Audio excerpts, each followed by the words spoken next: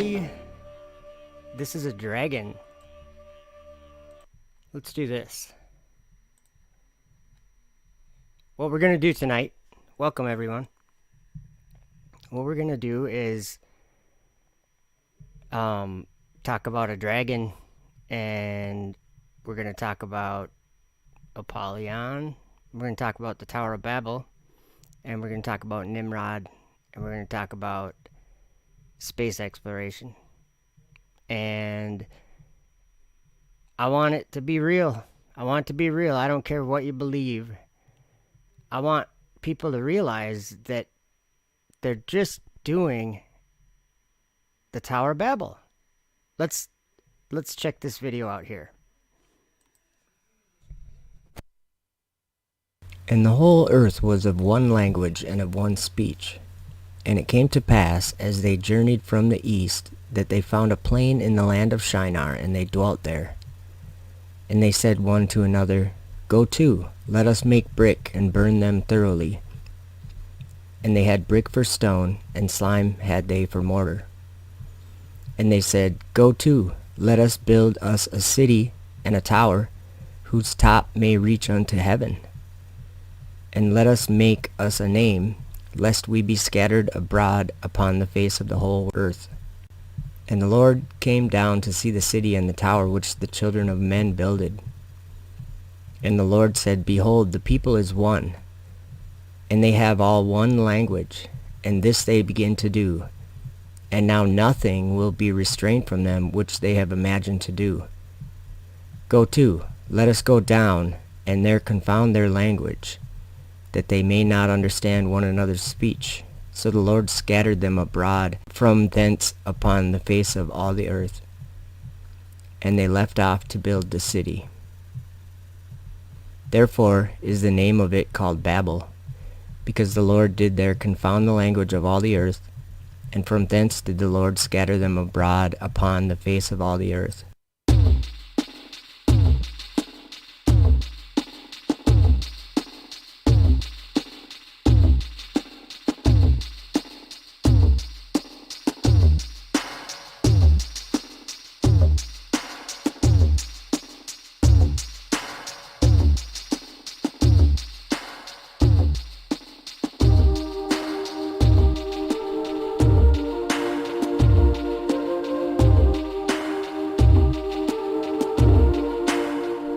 Okay, so what I'm doing here, we're gonna pause this one. Nimrod built a tower, and King Nimrod, and he reigned securely. And most people are familiar with what happened there. God came down and confounded their language. And here we live in a world now where language is not too hard of a barrier between all the different countries. I mean, look it on your screen here.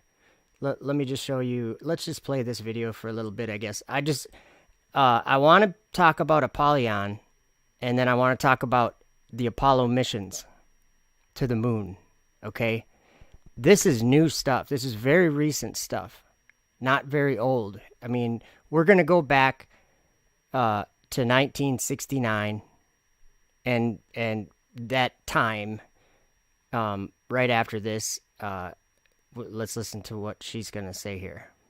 Здравствуйте, konnichiwa. I'm astronaut Anne McClain, and I'm currently living on the International Space Station.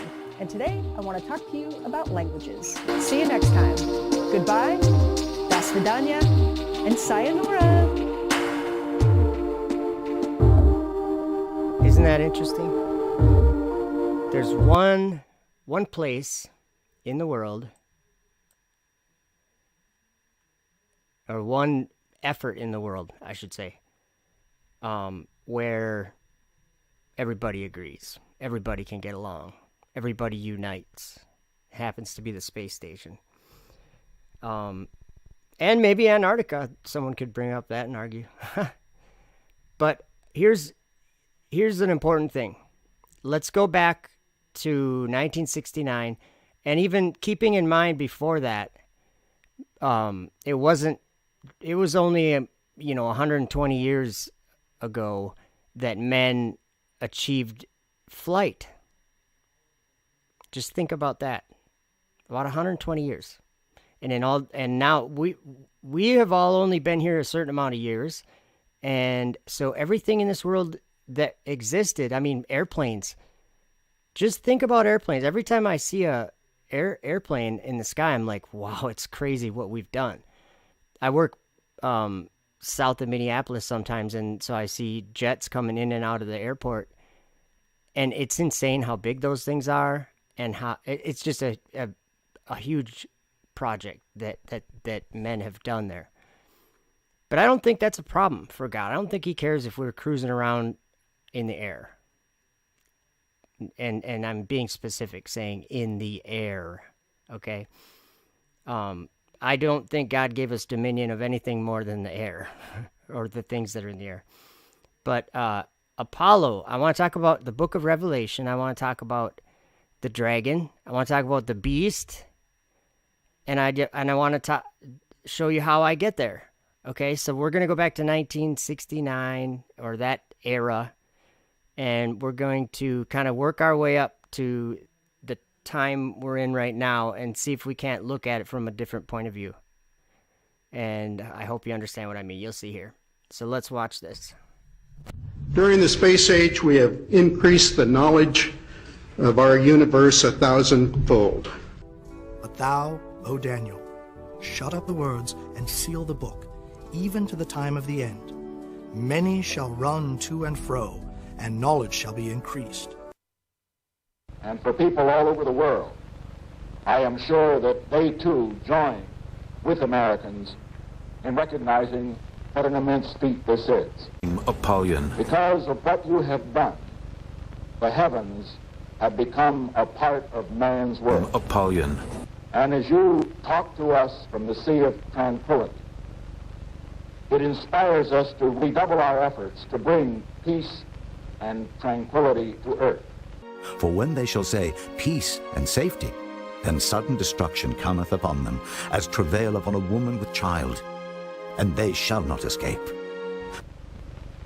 For one priceless moment in the whole history of man, all the people on this earth are truly one. Apollyon. One in their pride in what you have done, and one in our prayers that you will return safely to earth. And they had a king over them, which is the angel of the bottomless pit, whose name in the Hebrew tongue is Abaddon, but in the Greek tongue hath his name Apollyon. Apollyon. Apollyon. Apollyon.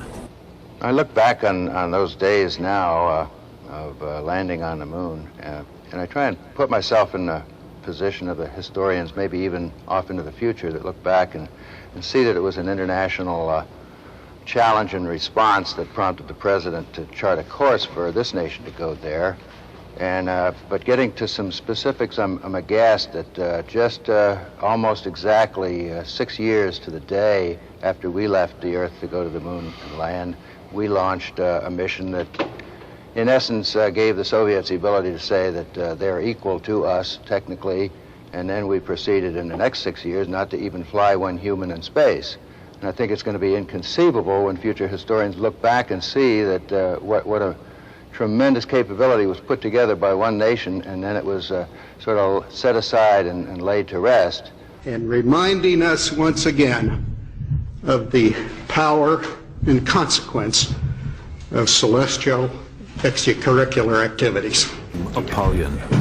Many Americans were part of Apollo. Apollyon. About 1 or 2 in each 1,000 citizens all across the country. They were asked by their country to do the impossible, to envisage, to design, and to build a method of breaking the bonds of Earth's gravity. Apollyon. And then sally forth and visit another heavenly body. Apollyon. The principal elements, leaving Earth, navigating in space, and descending to a planet unencumbered with runways and traffic controls, would include the major requirements necessary for a spacefaring people. Apollyon. Today, a space shuttle flies overhead with an international crew. Today we have with us a group of students among America's best. To you we say, we have only completed a beginning. We leave you much that is undone. There are great ideas undiscovered, breakthroughs available to those who can remove one of truth's protective layers. One of truth's protective layers. Just a day before he died, President Kennedy compared our space program to a boy who comes upon a wall in an orchard. The wall is tall, it looks insurmountable, but the boy is curious about what lies on the other side. So he throws his cap over the wall, and then he has no choice but to go after it. Well, 25 years ago today, our nation, represented by these three brave men, made that climb. And so today we are gathered to celebrate their voyage, and I honestly hope to recommit ourselves to their spirit of discovery. Apollo, their spirit, 11, Neil Armstrong, Buzz Aldrin, and Michael Collins were our guides to the wondrous, the unimaginable at that time, the true handiwork of God. They realized the dreams of a nation. They fulfilled an American destiny. They taught us that nothing is impossible if we set our sights high enough.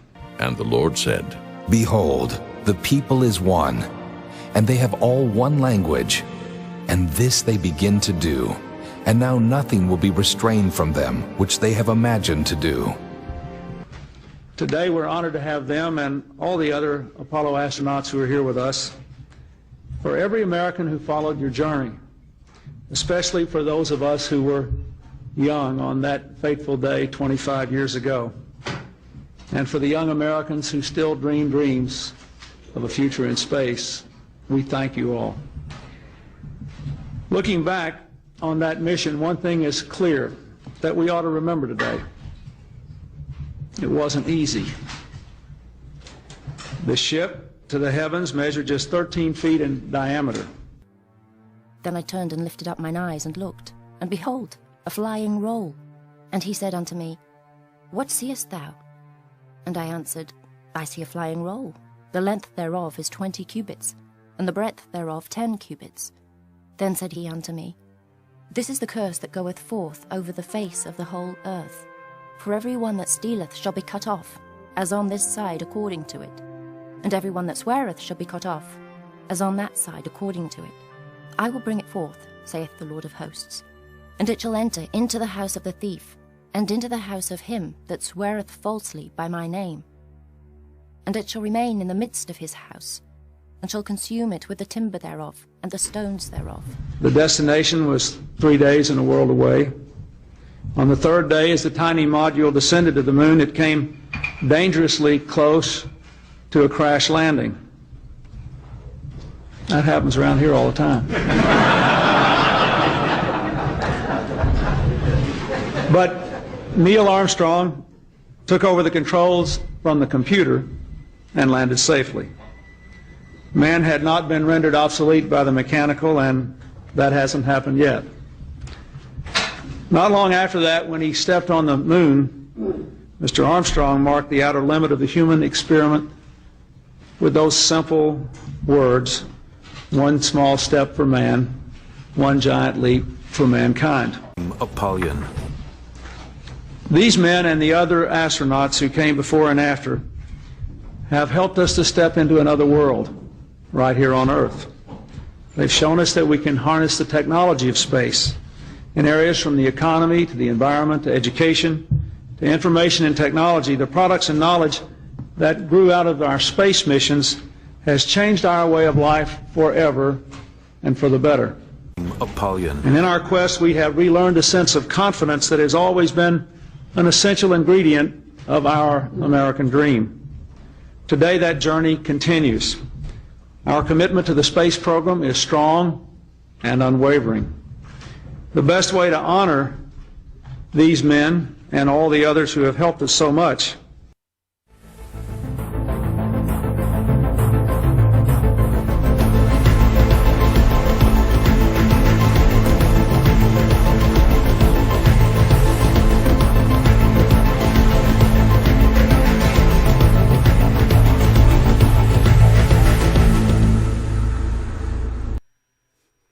Okay, so I hope you got what I was saying there. Now, you heard him mention the heavens quite often in there, or a few times in there anyway, when he's talking about that 13-foot diameter ship to the heavens, okay?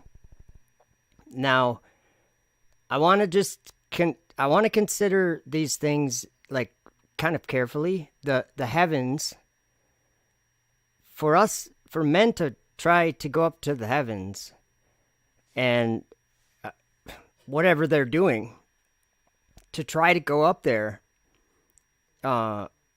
is probably a huge mistake. Actually, it is a huge mistake. It's actually doing the work that Lucifer wants done. That this is in Isaiah 14, and we'll talk. I'll read that sometime here tonight. But he says these things in his heart.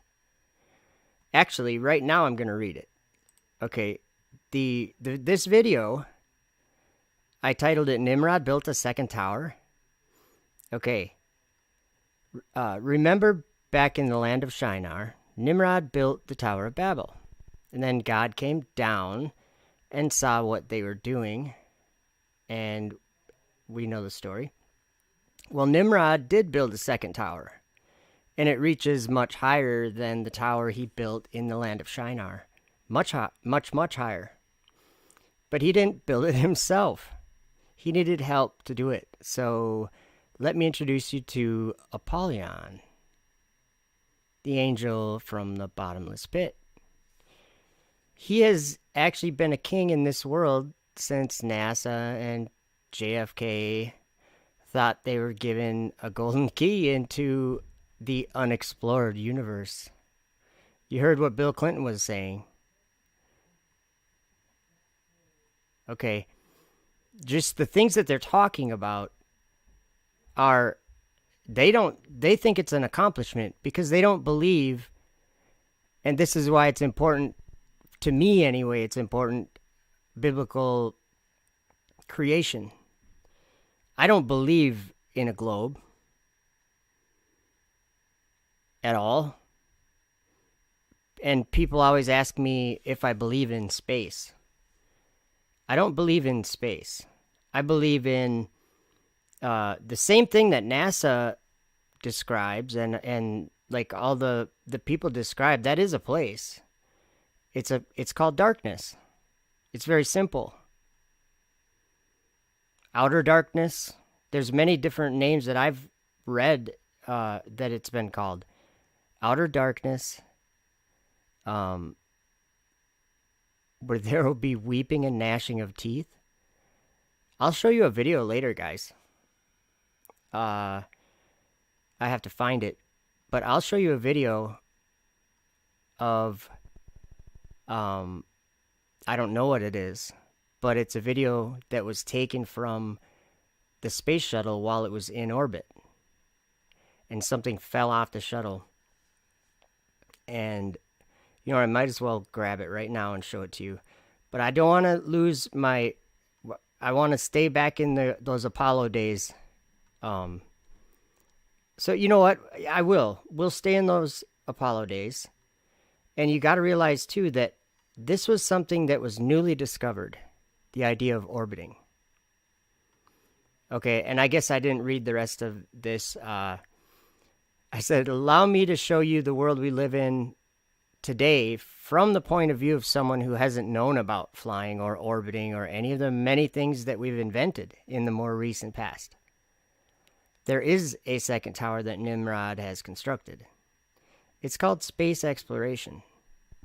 Leaving the Earth. That concept has always been a concept to us, anyone alive. It's always been a topic of conversation, of normal conversation.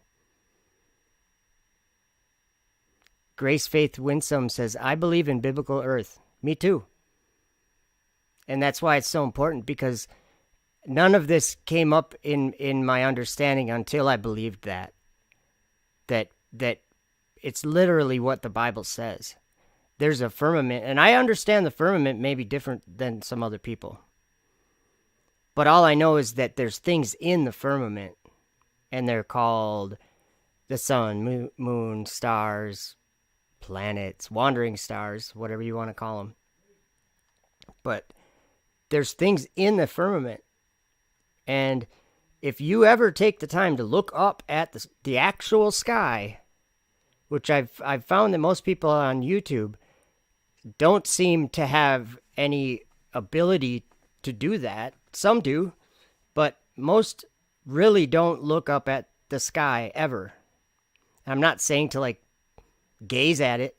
I'm saying if you want to know, and I'm like getting like excited about this, because if you want to know what's happening in the sky, you can know by the scriptures just as well as you can know by looking up at the sky.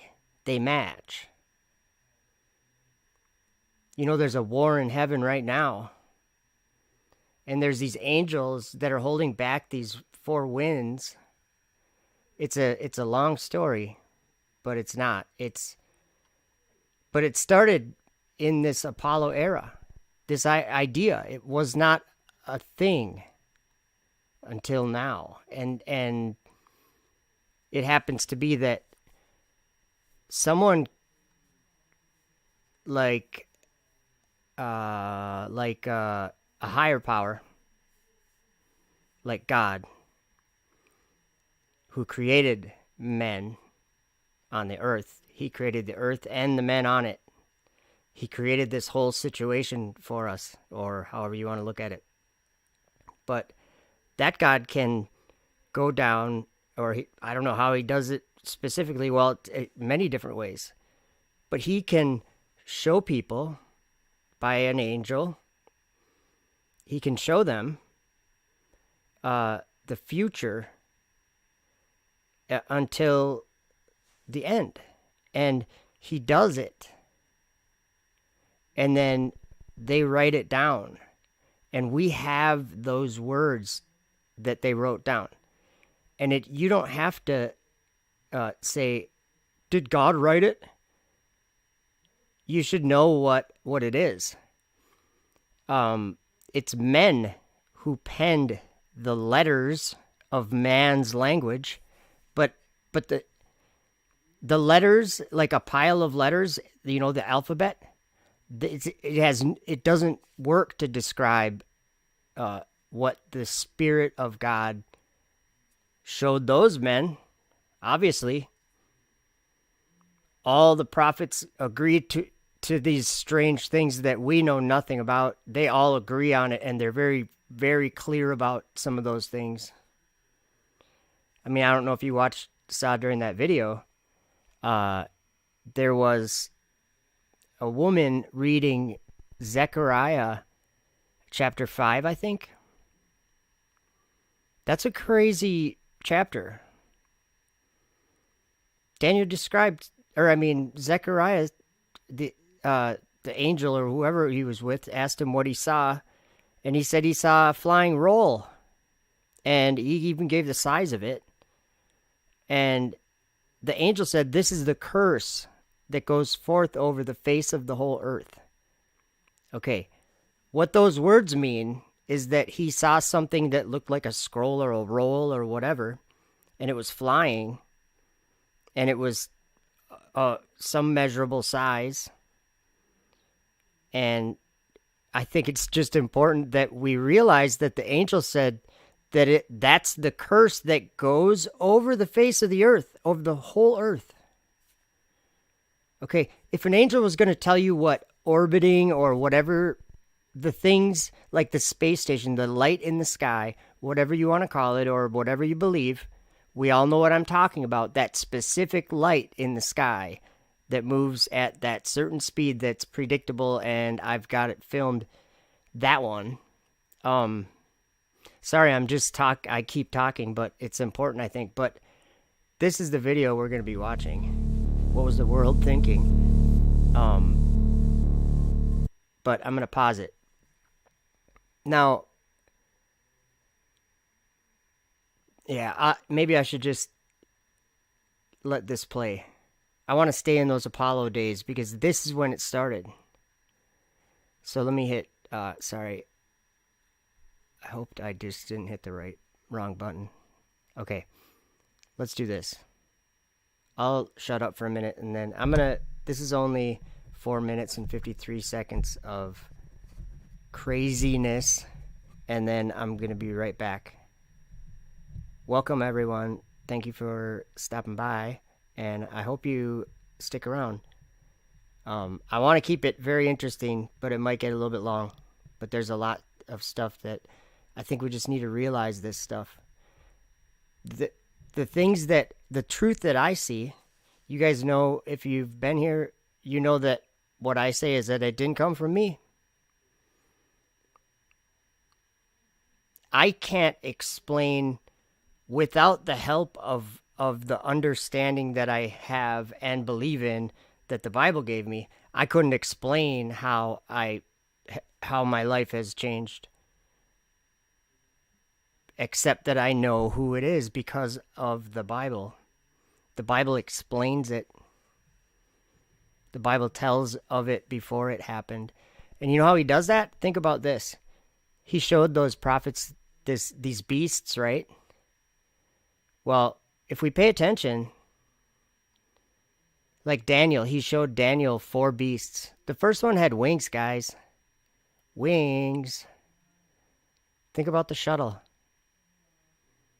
Think about, it had wings, and then they were plucked off, and they were in Daniel. It said these great beasts, which are 4 kings, which shall arise out of the earth. What does a rocket ship have to do? Anything leaving the earth, what does it have to do? It has to arise out of the earth. So let's pay attention to the words very closely, at the same time paying attention to what was the world thinking. Here we go. But most important, I had a telephone call yesterday. The toll wasn't incidentally as great as the one I made to you fellows on the moon. I made that collect incidentally, in case you didn't know. That this is the greatest week in the history of the world since the creation.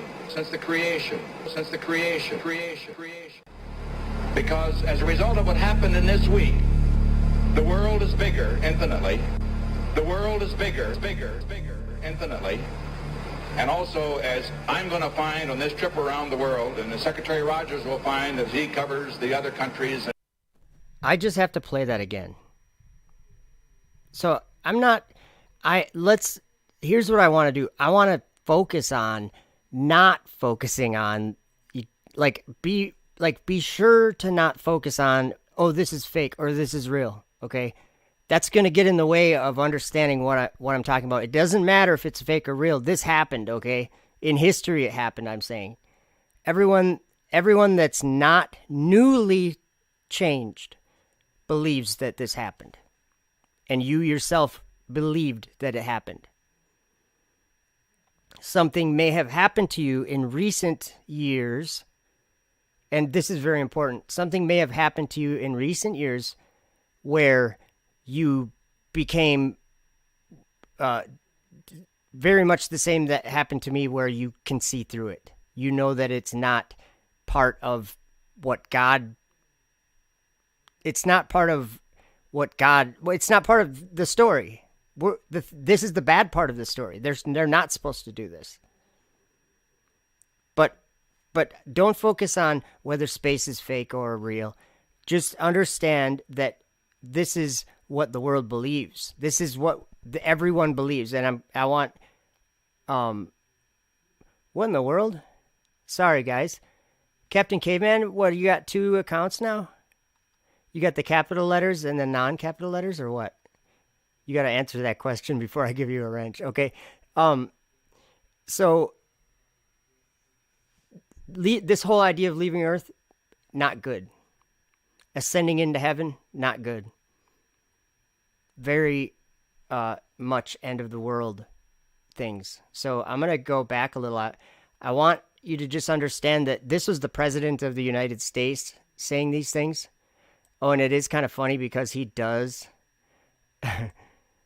mention the telephone call to the moon and that it was collect. But just remember that it was like a joke that was going on. Like people say it today, you know, it was a joke. And actually, if this video that I'm processing in the background, it's almost done, so we might hear the ding. But I might play that because it's almost an hour-long video that I just made. So maybe this would be like its live stream premiere, you know. But listen to this. This is craziness what this president says. But most important, I had a telephone call yesterday. The toll wasn't incidentally as great as the one I made to you fellows on the moon. I made that collect incidentally, in case you didn't know. That this is the greatest week in the history of the world since the creation.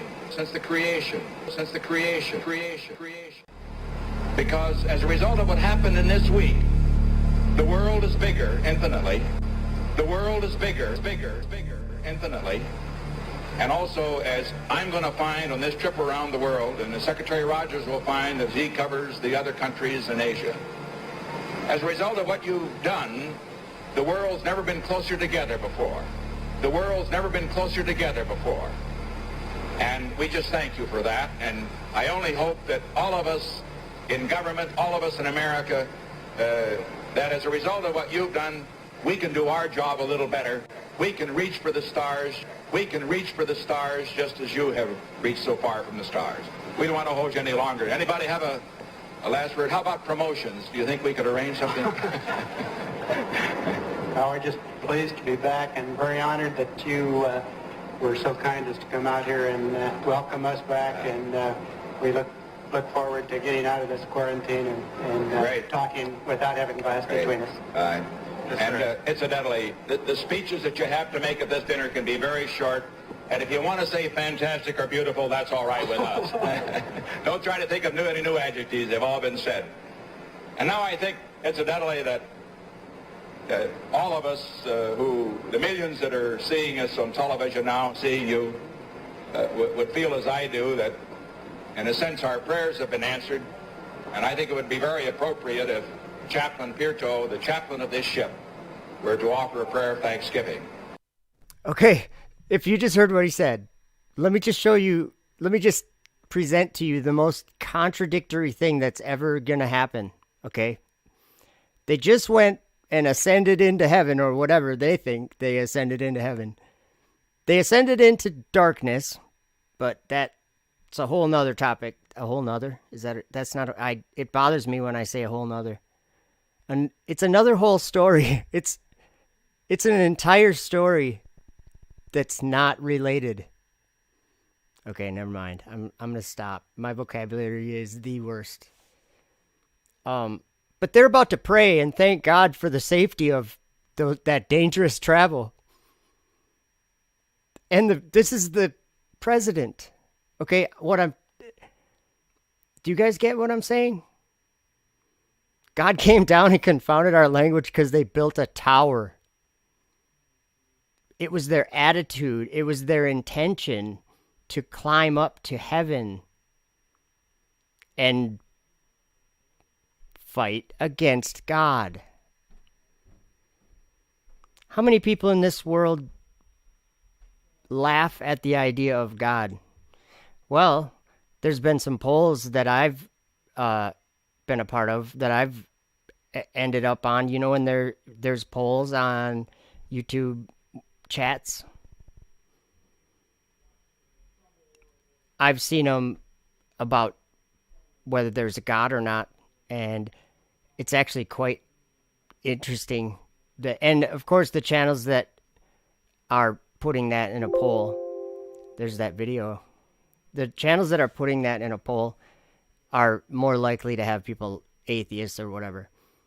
But I think it was 38% believed in God, which is higher than I thought. But at those channels, it's hard to say because there's a lot of people that go there, opposing the channel, and you get it. So they're going to pray for safety through touring God's throne. Interesting. And if he would step up now, Chaplain, thank you. Let us pray. Lord God, our Heavenly Father, our minds are staggered and our spirits exultant with the magnitude and precision of this entire Apollo 11 mission. Apollo 11 mission. They're praying to God. Do they realize? I think they had the same Bible that we have, guys. So I want to start lending credit to just the concept that, yes, when we have lived in our short lifespan, the world has been a certain way and we understand it a certain way. And there's many ways we understand it, but just that's a small part of time that we've been alive. If we think about all the time before that, no one's done this. The last closest thing is the Tower of Babel. But it doesn't even nearly do what this does. Excuse me. This is the story that all the prophets wrote about, guys. And by the end of this live stream, hopefully I can show you that the words say it. The words that are on the page of the Bible say it. So in their Bible, it says the angel of the bottomless pit, Apollyon, it's very, it's evil. They have a different father. The father of lies. Anyway, let's make it through this awful prayer. We have spent the past week in communal anxiety and hope as our astronauts sped through the glories and dangers of the heavens. As we try to understand and analyze the scope of this achievement for human life, our reason is overwhelmed with abounding gratitude and joy, even as we realize the increasing challenges of the future. This magnificent event illustrates anew what man can accomplish when purpose is firm and intent corporate. A man on the moon was promised in this decade, and though some were unconvinced, the reality is with us this morning in the persons of astronauts Armstrong, Aldrin, and Collins. We applaud their splendid exploits, and we pour out our thanksgiving for their safe return to us, to their families, to all mankind. Grant us peace, beginning in our own hearts, and a mind attuned with goodwill towards our neighbor. All this we pray as our thanksgiving rings out to thee, in the name of our Lord. Amen. Amen. Okay. That's crazy. But, okay, so I'm trying to think of what I should play next. Oh, man. Okay, so the idea of space, okay. First of all, I don't know why I've had to understand this, but I have. It's typically I wouldn't even be interested in anything about anything like this, but I've felt it's very important that I do learn about what they call space, where they launch rockets to. Okay? It's not just up in the sky. It's a very, very specific... You can't hear me, Tony? Let me see here. Can you guys hear me? I'm just making sure because... Let me mess with my mic. Sometimes my mic doesn't work right either. Or maybe that's... I hope you can hear me. Uh-oh. Now my chat... maybe the chat's not working. So maybe I should just... let's see here. The idea of hell. And... Okay, thank you, Mountain with a View. I appreciate that. Good deal. Oh, play? I can't hear you. Okay, I get it, Tony. You goofball. I will play that. Do you want me to play it right now? I'll get it. I'll gather it as I'm just trying to sum up. Okay, they were just learning this thing. They were just learning how to go to space, or whatever you want to call it. And it was achieved, like Neil Armstrong was involved in it, in test flights, like crazy. Thank you, everyone, for letting me know that you can hear. I appreciate that. But Neil Armstrong, he would do test flights, and they'd go fast enough and high enough that the plane wouldn't react. Like when you try to steer the plane, it wouldn't react like hardly at all. And they were getting up high enough and fast enough to where they would reach that, what they call orbital velocity. Orbital velocity, like, and not only that, but the air would get so thin that there's basically essentially no air to, for the wings to work off of. So you can only fly so high. And so, and then von Braun was building rockets way before that, actually, even. Let's see here. I got to remind people about the masks. Do whatever you want. That's what I say about the mask. Do whatever you do. You be you. But there is one thing.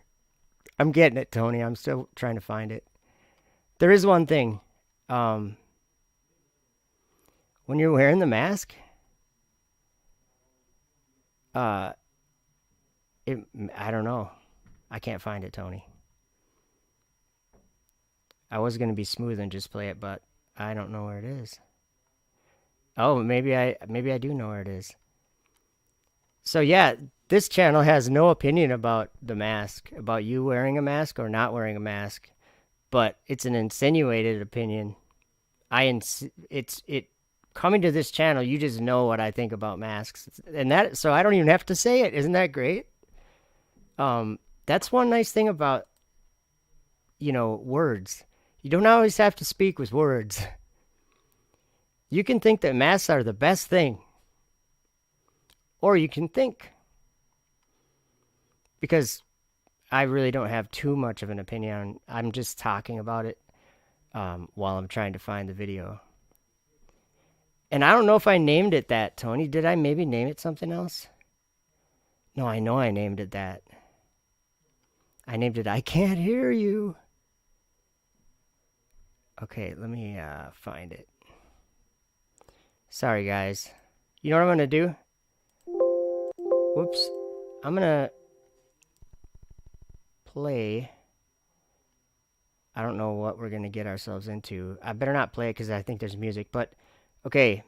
So I'm grabbing that video in the background while we watch these guys talking about orbiting and space, just the idea of what an orbit is, low Earth orbit, and the space station, what they're doing. They're in free fall. They're in zero gravity. They're floating. Okay, just check this out. And also it has to do, it's only because I've read it in the Bible and I've understood it. It's very clear in the Bible that there's difference between the stars and the wandering stars. Here we go.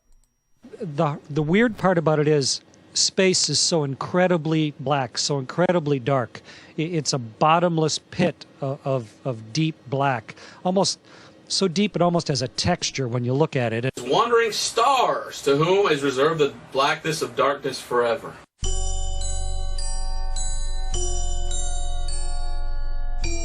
Whom is reserved the blackness of darkness forever.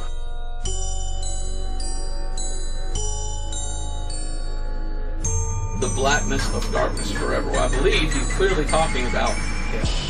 Because in the Bible, there's a place where there's darkness forever.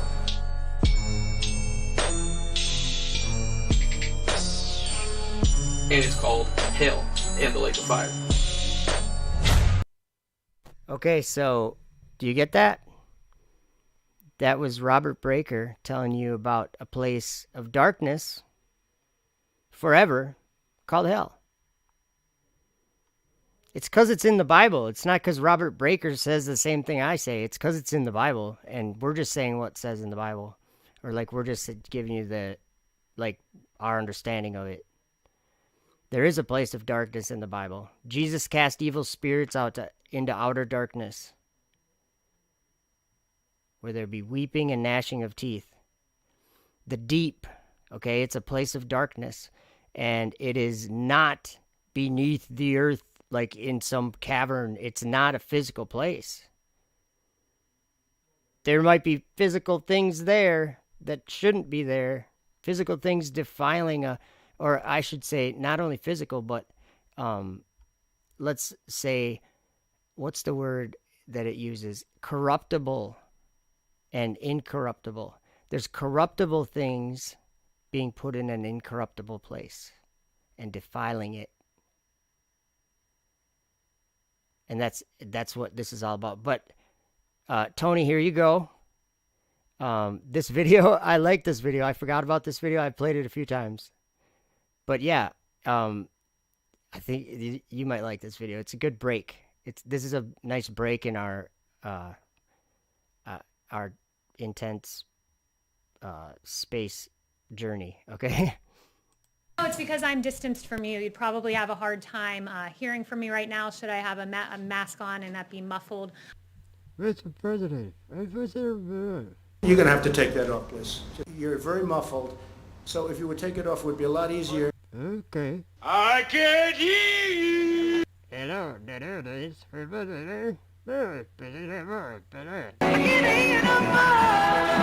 Yes.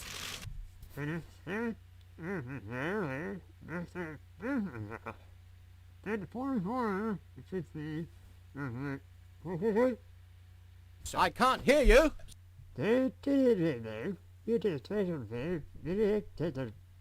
I said I can't hear you. I can't hear you. I can hear you.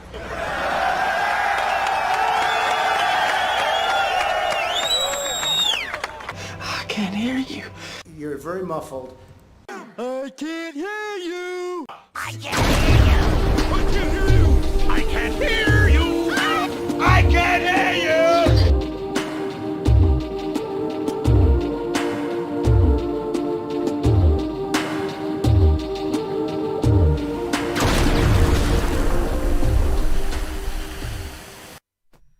Yeah, you got to subscribe. I can't hear you. I like that one too. That was a good one. But yeah. So the idea of leaving the earth came from the angel of the bottomless pit. And the key that was given, okay, think about this. The key to the bottomless pit is orbital velocity. That's what it is.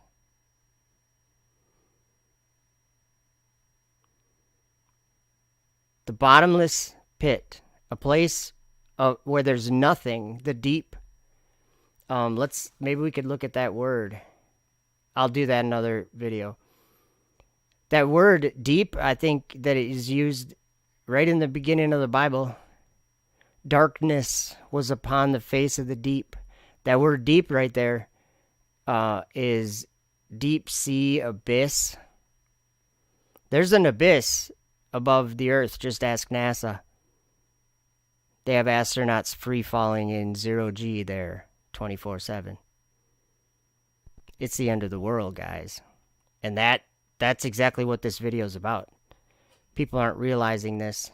There's actually people that are kind of against this way of thinking, I think, but they clearly don't care about the evidence that's in the Bible.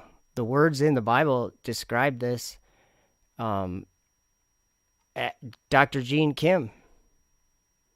If you guys don't know Dr. Gene Kim, he's actually a pastor of a church in San Jose, but he has a YouTube channel, and it is, I think his channel is Real Bible Believers. And if anyone's interested in grabbing a link to his channel, he does lives all the time. In fact, he was live tonight. I just didn't click on the video. He was live, I think, two of his channels. He has like his church and then Real Bible Believers channel. But he's very, if I can use the word, I don't really like the word woke, but what I mean is he's listening very carefully to what these words mean and what they, the story that's being told in Revelation. He's seeing this story that's being told. And actually, I'll play part of his video here just to show you what I mean. Now, who's the one that inhabits the stars and up there in the universe, that space? It's the devil. And one character that really piqued my interest during the year 2021 is Elon Musk. I believe that it's important for the future to be a spacefaring civilization out there, and ultimately be out there among the stars. I could tell that there's something about this guy that would play a very pivotal role for the year 2021. All right, why would he be an interesting character to pay attention to, Pastor? Because he can change our world. He can literally change our world. Life can become multiplanetary. This is the goal we should strive for. Where technology and civilization will not be the same. And 2021 could be the year where it's starting, the whole change of our civilization. Instead of the internet going through landlines, electricity, or on the Earth, Elon Musk already had like tons of satellites up in the air already. For some of you who didn't know, he already got the permission from the government, and lots of them already up in the air. Yeah, if you don't know, I've seen them many, many times. I've seen hundreds of them with my own eyes, of the Starlink satellites. They're everywhere. And there's, I think, about 1,700 of them up there. And they're up there. Just got to look once. So I found is that people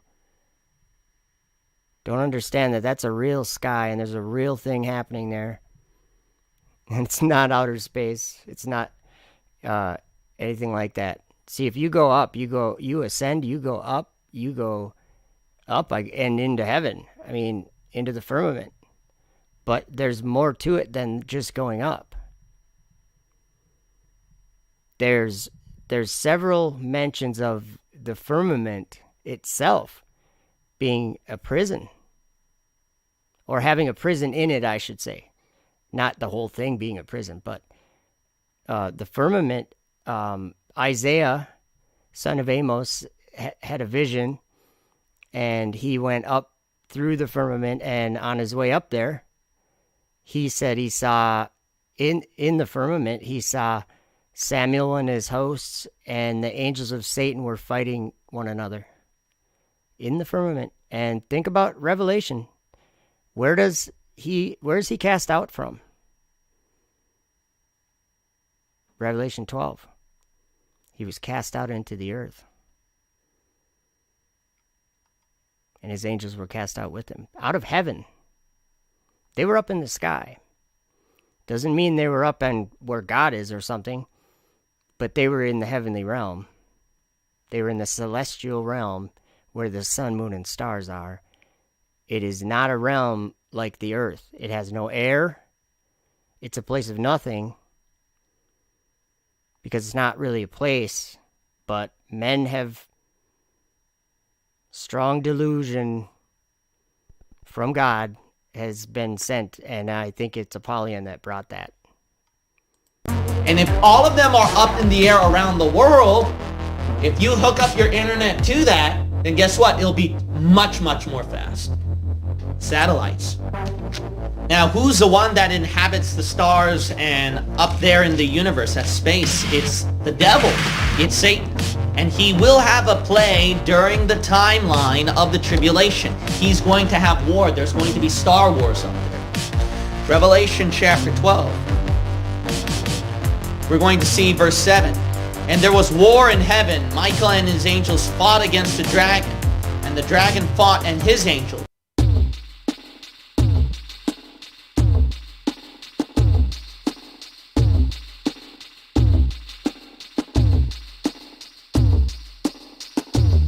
And prevail not. Neither was their place found any more in heaven. And the great dragon was cast out, that old serpent called the devil, and Satan, which deceiveth the whole world. He was cast out into the earth. It's on your screen, guys.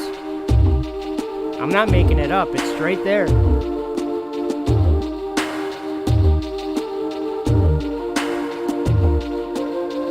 And his angels were cast out with him. Notice that at verse 3, and there appeared another wonder in heaven, and behold, a great red dragon, having 7 heads and 10 horns and 7 crowns upon his heads. And his tail drew the third part of the stars of heaven. So Satan and his fallen beings inhabit up there in outer space.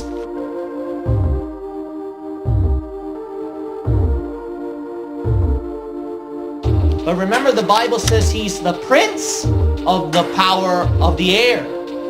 Now, these satellites, I mean, if they're all the way up there at outer space, could the devil have a play in that one? Well, they mentioned about one time where they launched a thing called Dragon. And liftoff. And I beheld another beast coming up out of the earth. Liftoff of the SpaceX Falcon 9 rocket. And he had 2 horns like a lamb.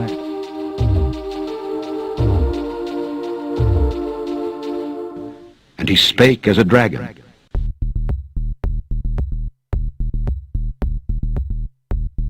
Launching Dragon. The dragon. Dragon. The dragon. Dragon. The dragon. Dragon. The dragon. To the International Space Station. And the dragon gave him his power and his seat and great authority.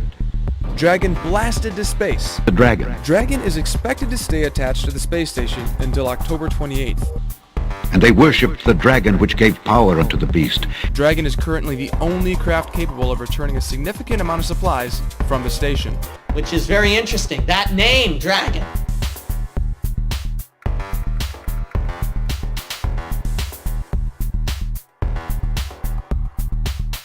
And Satan is right up there at the stars, and then now people are launching a thing called Dragon, and Elon Musk is launching all these satellites up there. Could there be a connection, maybe? Well, with this next prediction, it's probably true. The next thing, the third thing, is that he's actually, believe it or not, he's trying to hit for the moon now. They're gonna try to land on the moon again, or so they say, right? So depending upon, whether you believe that we really landed on the moon or not, but the point is that is the next prediction, is that they're going to hit the moon. And then once they hit the moon, remember the scientists, Stephen Hawking and all these guys, they were mentioning, look, our planet is dying, and they all know that too. So then they said the only way that mankind can survive as a species is that we colonize up there at a different part of the universe. So then Elon Musk is, I don't know if you knew this, but he has these rockets under the government's permission already. Oh yeah, I like that, Doc Michael. Satellite, Satan's light. You know, I think I don't remember where it is, but I think it was Paul that said about Satan being an angel of light, or what did he say? He said about like soaring through the air or something. I can't remember what it was. Masquerading or something. Like, made me think of the space station. Masquerading like an angel of light or something like that. Yeah, I don't know. So Dr. Gene Kim gets it, and I saw also what Firmament Liquor, great name, said. I got to tell you too, I think Firmament Liquor, I saw a comment that said something about the firmament, or the video was about the firmament, I think.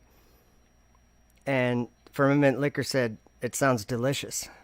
And I just had never thought of the firmament like that. That's funny. So thank you for that comment. And thank you guys for all the likes. That's awesome. Okay, so Dr. Gene Kim gets it, but Firmament Liquor said something about dispensationalism, and I actually went to a video of Gene Kim's, and it said KJV only and dispensationalism, or that was like hashtags. I don't agree with that. I don't think at all, but I don't let it bother me. You know what I mean?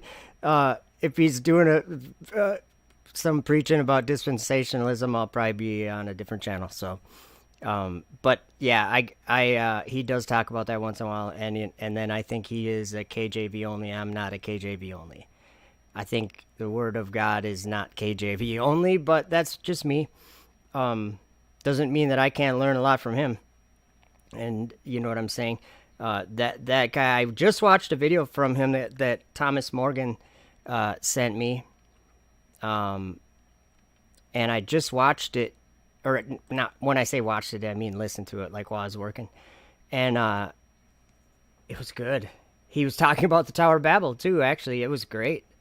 So let's see, what did I name this new video? I feel like watching this new video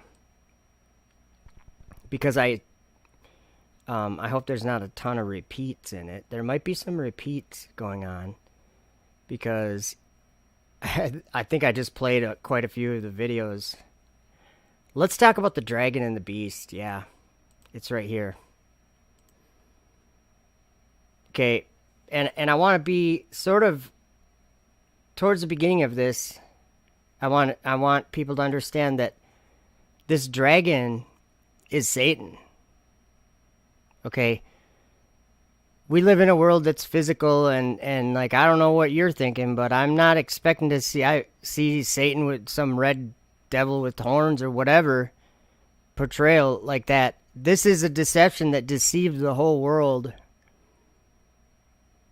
And I'm not talking about the one that I'm referring to. I'm talking about in Revelation.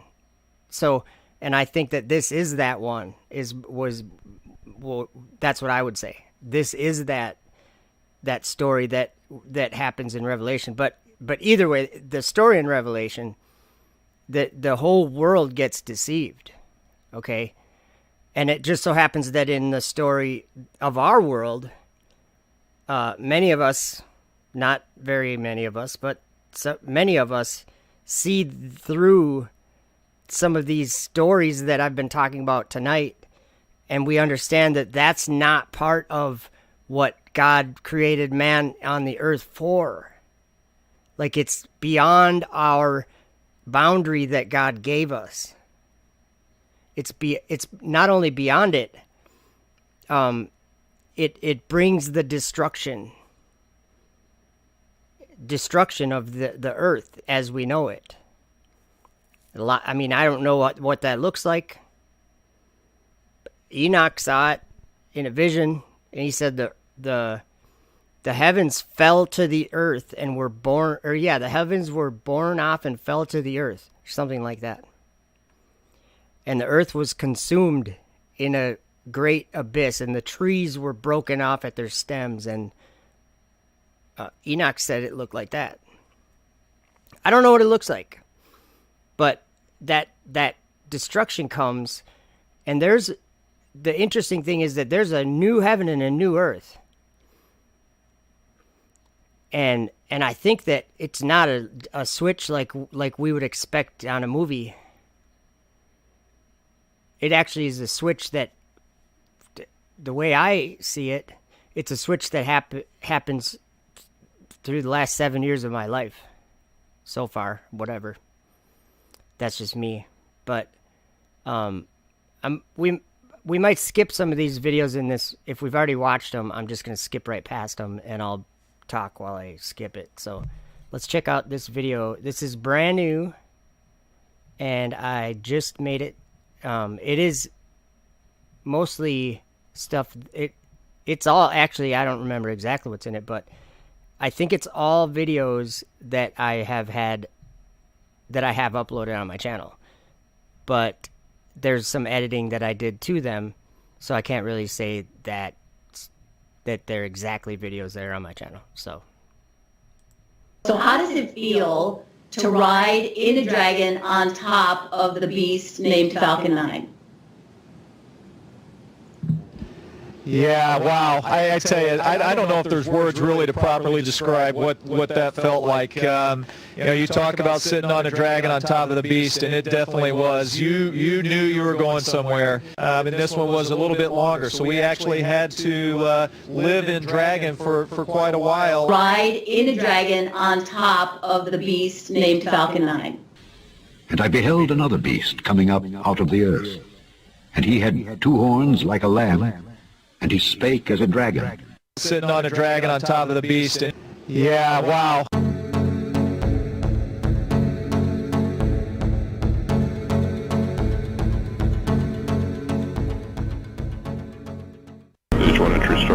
And he doeth great wonders, so that he maketh fire come down from heaven on the earth in the sight of men. That's another one, guys. Fire. I'm just gonna stop the video or pause it every time I think of like pointing something out. There's never been a time that fire's come out of heaven before, but now there is. Watch, it's on your screen. And he doeth great wonders, so that he maketh fire come down from heaven on the earth in the sight of men. These are such great wonders that the people that see, these people that I'm talking about that see it differently, these people that I would say see through it, they see through that, they understand that this is a lie. This all has to do with a lie. Danielle Mayer says, where are the 2 horns, though? That's a good question. The way I see it is it's a 2-stage rocket. There's the first stage, which is the booster stage, and that's the big part of the rocket that's on your screen right now, landing. And this is a new thing. 2015 was the first time it ever happened. And it was SpaceX. It was this specific type of rocket. It was a Falcon 9 rocket. But so it's a 2-stage. There's a second stage that holds the dragon or whatever they have on it, and the second stage starts up and goes from there. So that's maybe, I don't know, 2 horns. I really don't know about the horns, but that's a good thing to ask because it is a good question. So this fire coming down from the sky just started happening in 2015, and like those people that I'm talking about, the flat earthers or truthers or whatever you want to call them, but those people that see differently, they misinterpret it and think that men are faking it or something, that it's fake, but it's not. It's just great wonders that the Bible calls satanic miracles. So they're going to be quite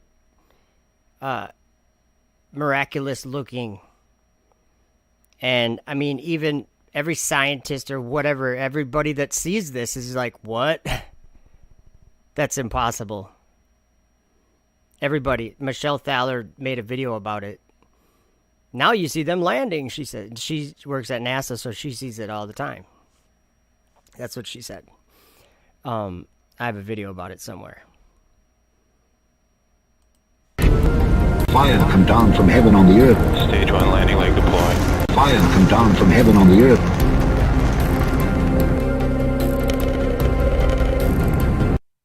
So this was also a very specific miracle in Revelation 13, that second beast.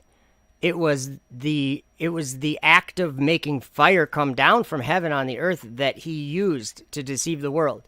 So if we were going to kind of apply this to what I'm trying to say, that would be saying that he used landing of rockets to deceive the world.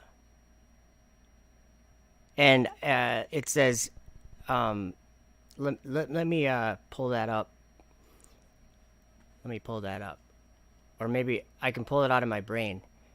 And he doeth great wonders, so that he maketh fire come down from heaven on the earth in the sight of men, and deceiveth them that dwell on the earth by the means of those miracles that he had power to do in the sight of the beast.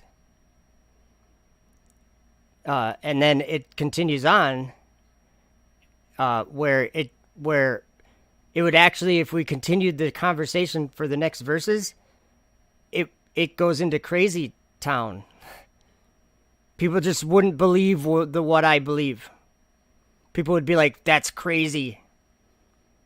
And it has to do with the current pandemic.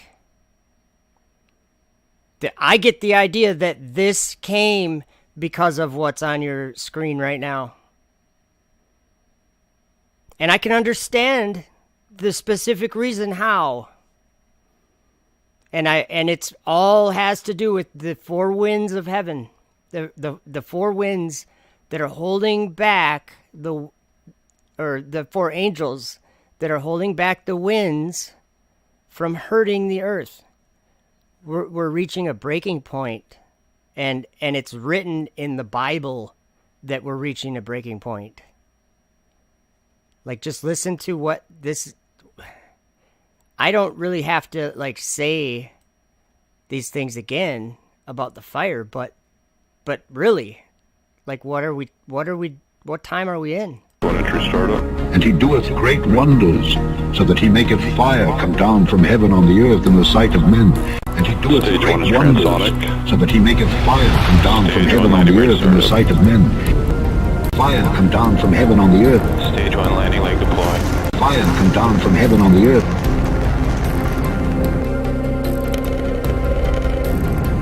Fire come down from heaven on the earth. Falcon 9 has landed. Sitting on a dragon on top of the beast. It's a bottomless pit. In this abyss of darkness. I really believe in the space frontier, the abyss, so to speak. A good abyss. A good abyss.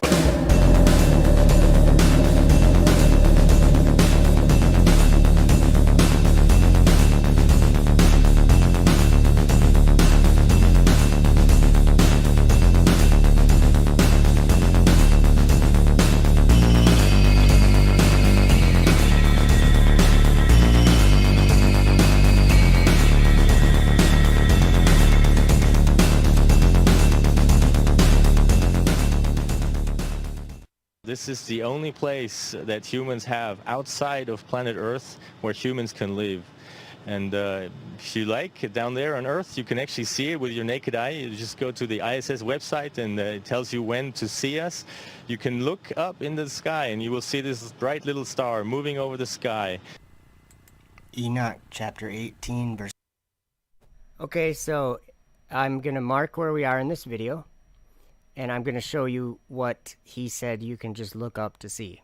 Okay? Because I'll show you my video of it. Okay?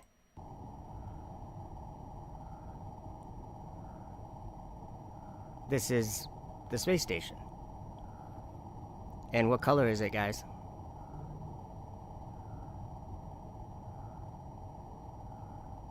Well, as it flies by, it gets more and more scarlet colored, but... Do you see it? I have it in slow motion.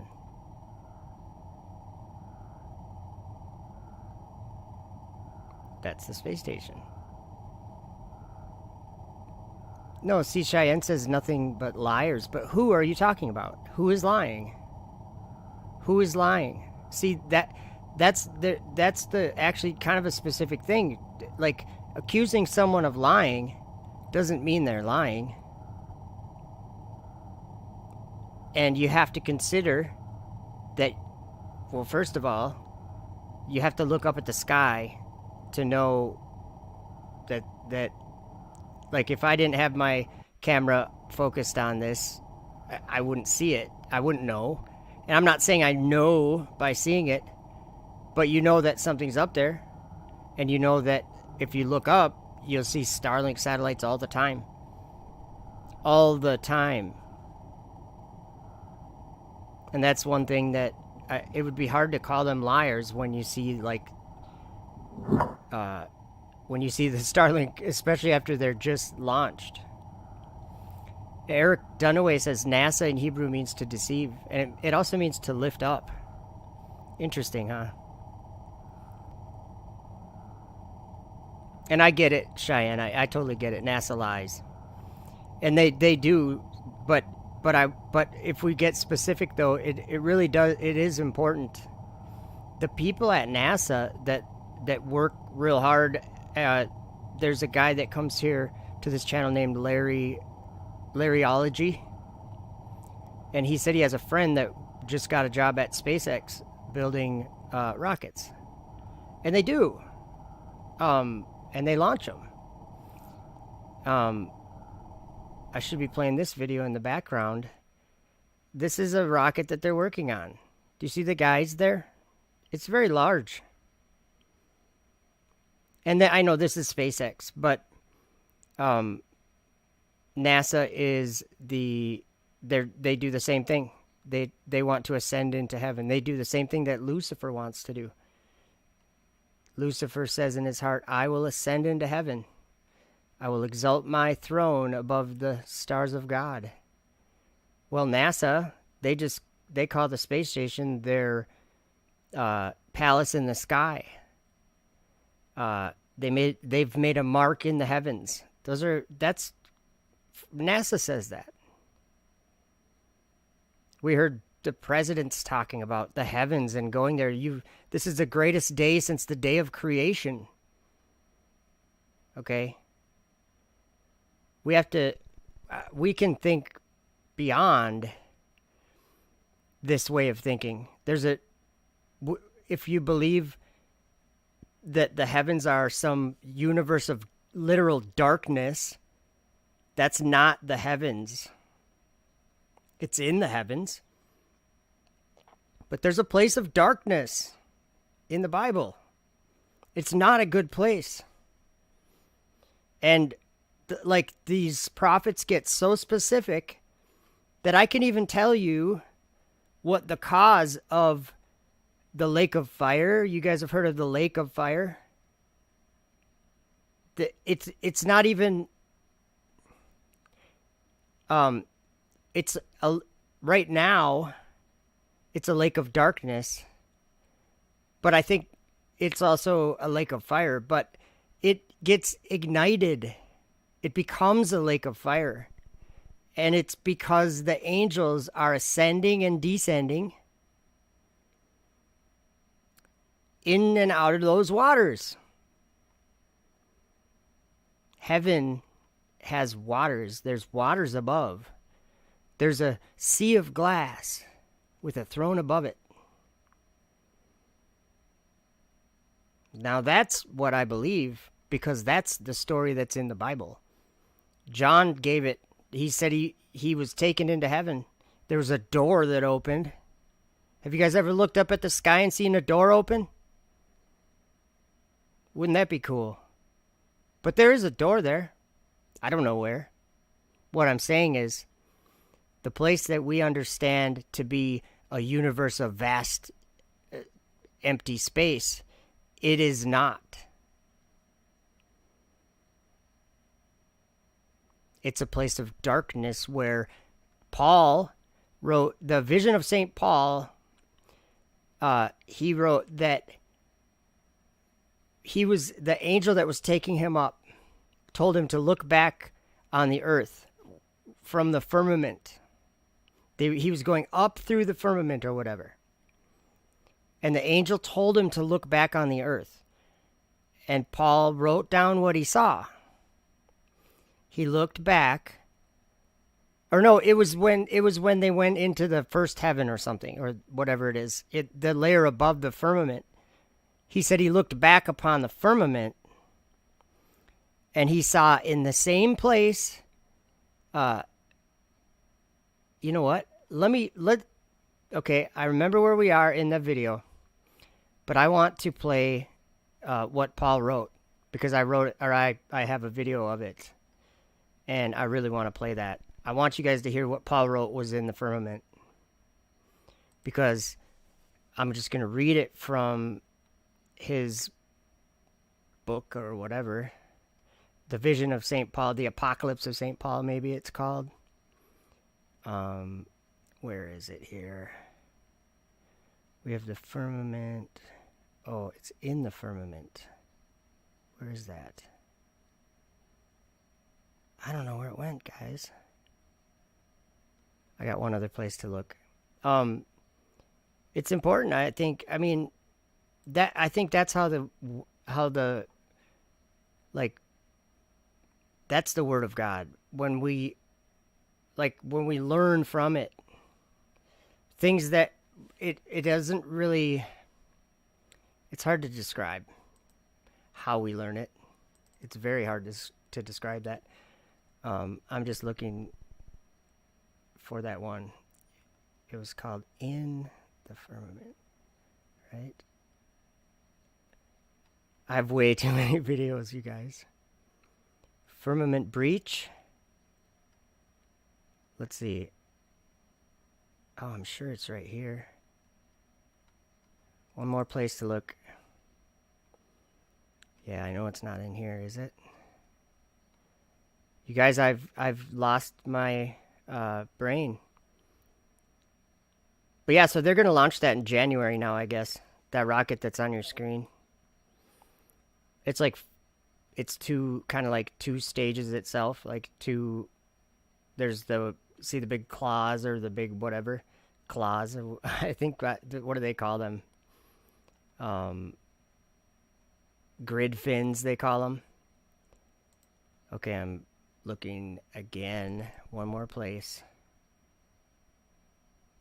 Has to be here. See, these aren't even in alphabetical order. Like, oh, there it is. Most of them are in alphabetical order, and then half of them aren't. It's weird. There is an alphabetical order, but there's all these other letters. I don't know what. I got to figure that out. Okay, listen to what Paul wrote. This is what. It's not my idea that the firmament is full of these evil spirits. I'm going to show you the evil spirit or whatever they filmed from the shuttle right after this, okay? Check this out. And the angel answered and said unto me, Follow me, and I will show you the place of the just, where they are led when they are deceased. And after these things, taking thee into the abyss, I will show thee the souls of sinners, and what sort of place they are led into when they have deceased. And I proceeded back after the angel, and he led me into heaven. And I looked back upon the firmament, and I saw in the same place power, and there was their oblivion, which deceives, and draws down to itself the hearts of men, and the spirit of detraction, and the spirit of fornication, and the spirit of madness, and the spirit of insolence. And there were there the princes of vices. These I saw under the firmament of heaven. And again I looked back, and I saw angels without mercy, having no pity. Okay, I'm going to stop it there. Do you guys hear them? All those spirits of insolence and like all the evil spirits.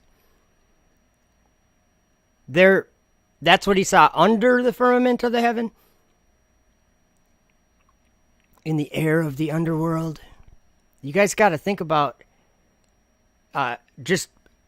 and I like if you don't think about this, I don't know what you're believing about space. Forget about flat earth or whatever. I'm talking specifically about this darkness. This place of darkness that you have to go sideways at a crazy speed, orbital velocity, in order to even get to the place. There is no such place until you're going that speed sideways. This is why I call it a key. To get into orbit is no small thing, and that's the funny thing too. Like, it's the most dangerous thing that any person ever does. And then a lot of people say nobody gets on those rockets. That's just because you're not paying attention to the reality that we live in. Okay. It's really frustrating to me sometimes when people continue to just say, no, that's all fake. And then they actually like are convicted about it. If you think it's fake, great. That just means you aren't really concerned. That's just the easiest way to do it. A lot of other people believe it's fake. I can't too. It just means you haven't looked up at the sky and you haven't paid attention to the things that men do. The greatest things that men do, and I don't mean great as in good. I mean the most ambitious things, whatever, the most complicated, the most highly advanced things that men do. You can pay attention to it or you don't have to, but I'm going to be bringing it up to you. So one of the things that I kind of fight against too is people say there's no footage of the construction of the space station. I don't know why that's such a big thing, but there's tons of it. And the reason why there's tons of it is because every mission they went on, there was a certain amount of days that they went. And they made something like this for every... Whoops, sorry about that. They made something like this for every mission. And it wasn't just for one day. It was for every day. They made like what is this one? 17 minutes and 29 seconds. They made a video like this for every day. This was day number 9, okay? Of the mission 75. So it starts out, however, I'll fast forward. So they show some footage. Then they show some weird thing they saw. Roger. And then they were going to deploy a satellite. So they did, and then it broke off. Let me see if we get to that point. Okay. It already broke off. Let me see if we can get that on video. Sorry, I guess this video, there's a different video where it breaks off. I don't think that's right here, though. I think it already broke off in this video. Let me just fast forward. Yeah, it already broke off. So they're just looking at it on camera. It's kind of like floating. Okay, here's the last little bit I got through the front window. It's not very good. It was very low and the window's pretty dirty. And the audio is horrible. But I might as well downlink it. It's about 2.5 minutes worth. Thank you, Jeff. Okay. So they're looking at it, I think. Okay, so now they're going to switch cameras. This is an infrared camera. We got contact. It's beautiful. We're going to get it on the TVs and downlink to you. We can see the tether. Great news, Franklin, and we'll look for that picture. So they can see it, and they're getting focused in on it. It's a huge thing that they let reel out, and it's like 12 miles long or something. But it's like 90 miles away from them.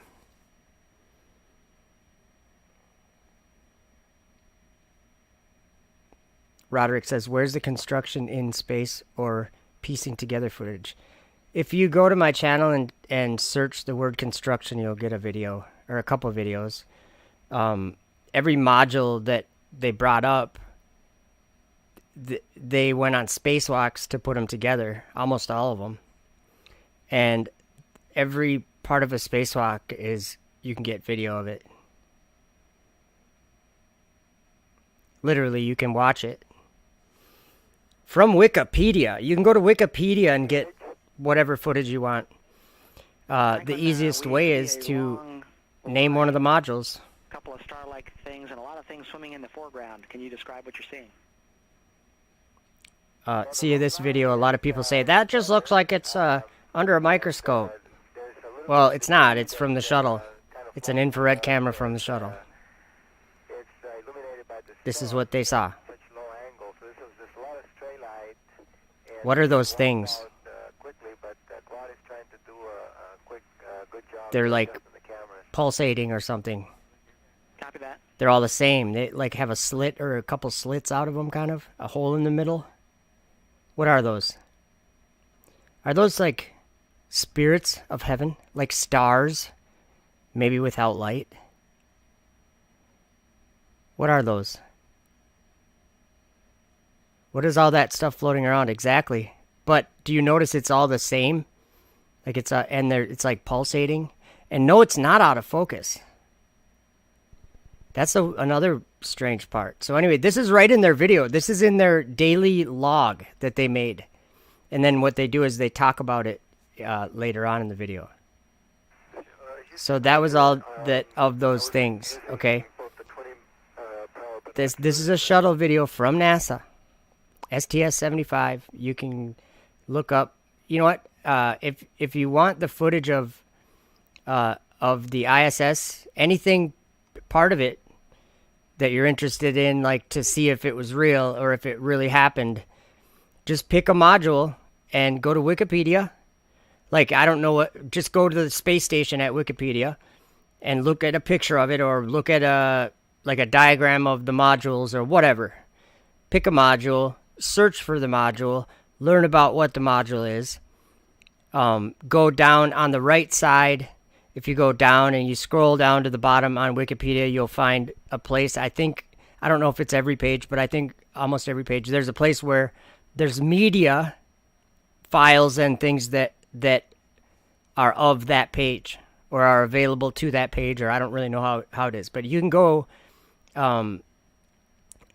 most times it brings you to YouTube if you want a video, but you can also go to like nasa.gov and then just search things, and you can find pretty much whatever you want. If you use names, specific names of the things, then find the name of the people that worked on it or something, or someone that is mentioned, and then look them up and see where they worked, what they did. And it's not like you have to do this all the time or something. I never do. I just know that it's something that men built. They put it up there. It's just a simple thing that has happened because men have kept pushing the boundary, you know, like the speed of sound. Something weird happened, and happens, I should say, when we reach the speed of sound. Something strange happens if we do it in the atmosphere that we live in. And then so they have to push farther and reach for the heavens. So it's kind of freaky that we all even believe that the heavens are space, are like a space. Okay, so we're going back to our video now, and it was at... So how does it... regarding them. Okay, this story right here. Where humans can live. And saw if you this. like, down there on Earth, you can actually see it with your naked eye. You just go to the ISS website, and it tells you when to see us. You can look up in the sky, and you will see this bright little star moving over the sky. Enoch chapter 18 verses 13 through 15. I saw there 7 stars like great burning mountains. And to me, when I inquired regarding them, the angel said, "This place is the end of heaven and earth. This has become a prison for the stars and the host of heaven. And the stars which roll over the fire are they which have transgressed the commandment of the Lord in the beginning of their rising, because they did not come forth at their appointed times.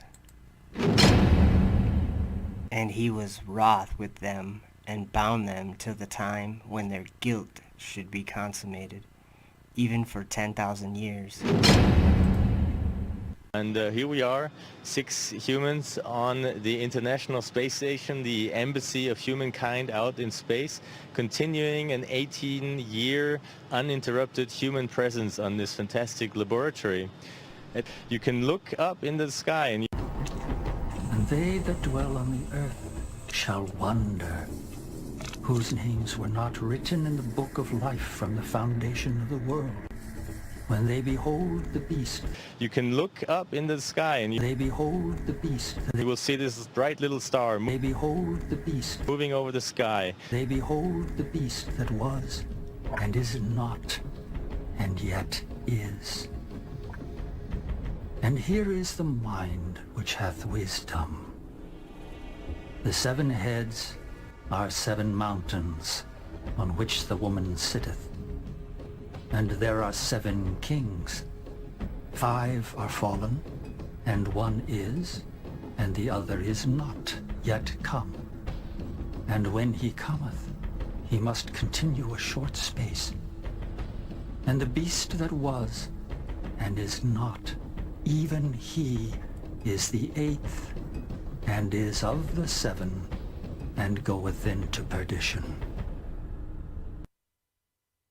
You can see that on many, many nights, and if you see it, think about that humans actually built this. Okay, so he's right. You can see it many, many nights, and I've filmed it a lot.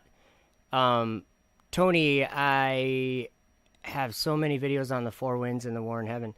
I think I know what one you're talking about, though, and I think it's actually in this video. I put it in here. And there was another couple comments. Let's see here. Daniel Mayer had a good comment. What if they penetrated the firmament and it's video of the waters above? That's exactly what I believe it is. And there's a lot of people that say, oh, men can't penetrate the firmament. They can't get it into the firmament or through the firmament. And we got to realize that God actually said the opposite of that. He said they would do, that nothing would be restrained from them that they imagined to do. Did we imagine going to the moon? I think we did. God sends strong delusion. It's real strong, I think. Like strong enough that the whole world doesn't think twice. And then all of a sudden we're getting woken up right now. And then there's another thing. Another comment said... let's see, where was that one? I'm not very good at finding comments. Oh, I was already, I get it. Eric Dunway said, those are the wandering stars, not planets. The word planet means to wander, just so you know. Planeo, or planetes, that word means to wander, to cause to wander. And it mentions courses too, the courses that the stars are on. So that's exactly what planets means, wandering stars. So that's how simple that one is. So let's see here. And let's see. Firmament Liquor reminds us, asking, how many licks does it take? Think about that. How many to get through the firmament? What a great YouTube name.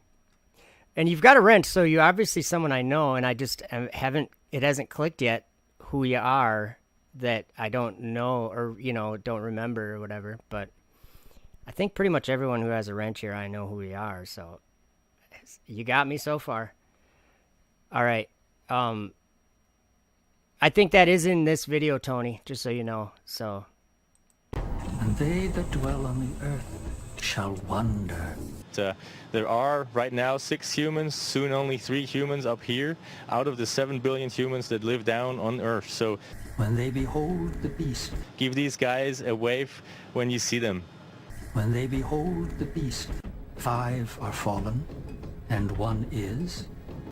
I saw in my vision by night, and behold another beast, a second, like to a bear. And it raised up itself on one side, and it had 3 ribs in the mouth of it, between the teeth of it. And they said thus unto it, Arise, devour much flesh. To this I beheld, and lo, another, like a leopard, which had upon the back of it 4 wings of a fowl. The beast had also 4 heads, and dominion was given to it. And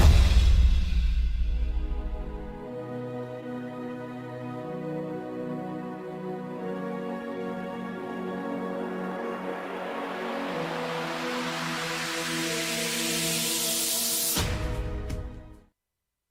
We choose to go to the moon in this decade and do the other things, not because they are easy, but because they are hard. When we could resume the dream of Apollo.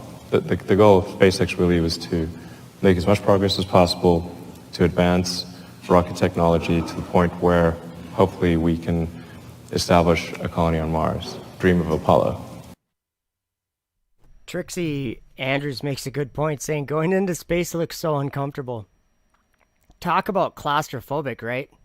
I would not be able to do it. I can't even keep my knees bent for a movie. Like sitting in a big movie theater chair or whatever when they existed in the past, back in the old world, the pre-crazy world. Vernon Daniels says, I go to Beck from Oz and Growler 777 channel. Great channel. I love them guys. Firmament liquor. That is hilarious. How many licks does it get? Or does it take? Oh, so funny. So the reason why my channel, why I'm live streaming right now is I want to like bring two things together. Reality and the Bible. Like people have a hard time connecting that these are actual things happening already that are written down. And what I'm learning, like one of the things I've learned is that the Earth's not a globe. That was the first thing I learned that really was important. That the Earth is nothing like the solar system at all. So I was like, what are those planets then? Because I have telescopes and I look at them. What are those? And this is all stuff I've learned in the last 6 years or something like that, 7 years or whatever. So first I learned, the Earth is not some thing that man has figured out. That's important to know. Man has no idea. Man only thinks he knows. That's very important to understand. And another very important thing to understand is that it's not a globe. That's the most ridiculous thing. It's actually the thing that is being used to deceive the entire world. And yes, I believed it. I was in the world with everybody else. So were you. We all were there and we all believed it. And now some of us are trying to get you to understand that it's not true. So anyway, how did that happen? Long story. But that's just what it is. I don't believe any of that stuff. And so I'm like, what are those planets? What are the stars? I look up and I'm like, what is that? Then I see all this stuff littering the sky too as I'm looking up. Satellites and the ISS and all this other crap that's not supposed to be up there. But I learned about heaven and earth that there's like a great separation between the two called the firmament. Or I don't want to call it a separation. There's a barrier or there's a boundary. That's the best word probably, a boundary. I don't know what it is. There's a boundary in the sky. And above that boundary is not a place that was that we were designed to be in. Like even the astronauts understand that they have to go in this crazy spacesuit to go in that environment. Otherwise, they have to stay inside of a sealed pop can. You get it? They're not in space. They're in some little uncomfortable, gross, dirty, nasty air. Get into like a van. Get into a van with one other person. No bathroom breaks. No opening the window. No turning the vents on.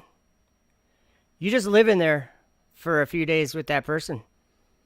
And you guys figure out what you're going to do with all the stuff that you want to get rid of out of you. If you drink something and you have to go to the bathroom, you figure that out inside the van.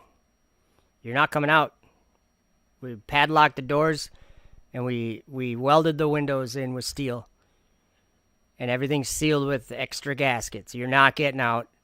No air's getting out. Gross. That's all I got to say. Gross. And they talk about this stuff. I'm not even going to go there. That's just a horrible place to go. But all this that they're doing is of the devil. That's what I want you to understand. It's from this bottomless pit. That's where they're going to that place. They're falling into that place. The space station's been free falling. This is what they say. Because this is what it takes to get there. You have to go sideways at 17,000 miles an hour above the air. That's why it's called low Earth orbit. They think they're orbiting a globe. They've just gone high enough in the sky that they're not getting affected by the air. And if you go fast enough sideways, you can stay there. But it's not. It's strong delusion. The entire thing about space, everything about the solar system, strong delusion. It's a lie from the devil. Or however you want to look at it. We all believed it. Dane says, Joe, I like you describe ships up there as falling. They are. They literally are. I actually want to get a video about that now. I did make a video about, and it was something like the astronauts were learning this. Oh, I know where it is. I might end it like a little bit early, but okay, so we're at 6 minutes in the video. Okay, so this is called I'm Trying to Open Your Eyes. And I just want you guys, thank you, Dane. I appreciate that. I like you describe ships up there as falling. That's because that's what science says. That's what NASA says. That's what Michelle Thaler, this whatever she is, she's on Big Think here. We're going to listen to her, all right? Eric Dunaway says Nephilim means fallen. Interesting. Very interesting. Cheyenne says, I don't believe one thing NASA says. Well, try to think a little bigger, Cheyenne. And I'm not trying to rip on you. I'm saying try to think a little bit bigger. There's a problem with what you're saying there. You're saying I don't believe one thing NASA says. NASA's pretty much like made up of men and women, right? That's not our battle. It isn't men and women. So if you see through the lie, you got to go back. I'm going to require you to go back 10 years and put yourself in your mindset 10 years ago and then say that again. You'll be like, what would I mean by that? Like if you looked at yourself in the future back then, you'd say, what is that future me saying, I don't believe one thing NASA says? What does that mean? I don't believe that they go to space or what? Well, I understand what you're saying for sure. I don't believe one thing NASA says. A lot of what NASA says is garbage. They speak they speak how we were raised. We were raised that you know everything already. We already figured it out. We know the exact size of the Earth. We know the temperature. We know the everything. We know about Mars. We know what Mars is made of. We know the pebble at the center of Mars is radioactive. I'm just kidding. You guys get, like, they say the dumbest stuff. That's like they just want to be deluded or something, like be deceived. But where is our battle? It's against spirits in the sky, evil spirits in the heavenly realm. The rulers of the darkness. That's a good one. And look at this bottomless pit. So about falling, though, this is why. If I spin this can, we know that according to the equations of motion, that we would expect that if once this is given a spin. Roger, Houston, Apollo 11.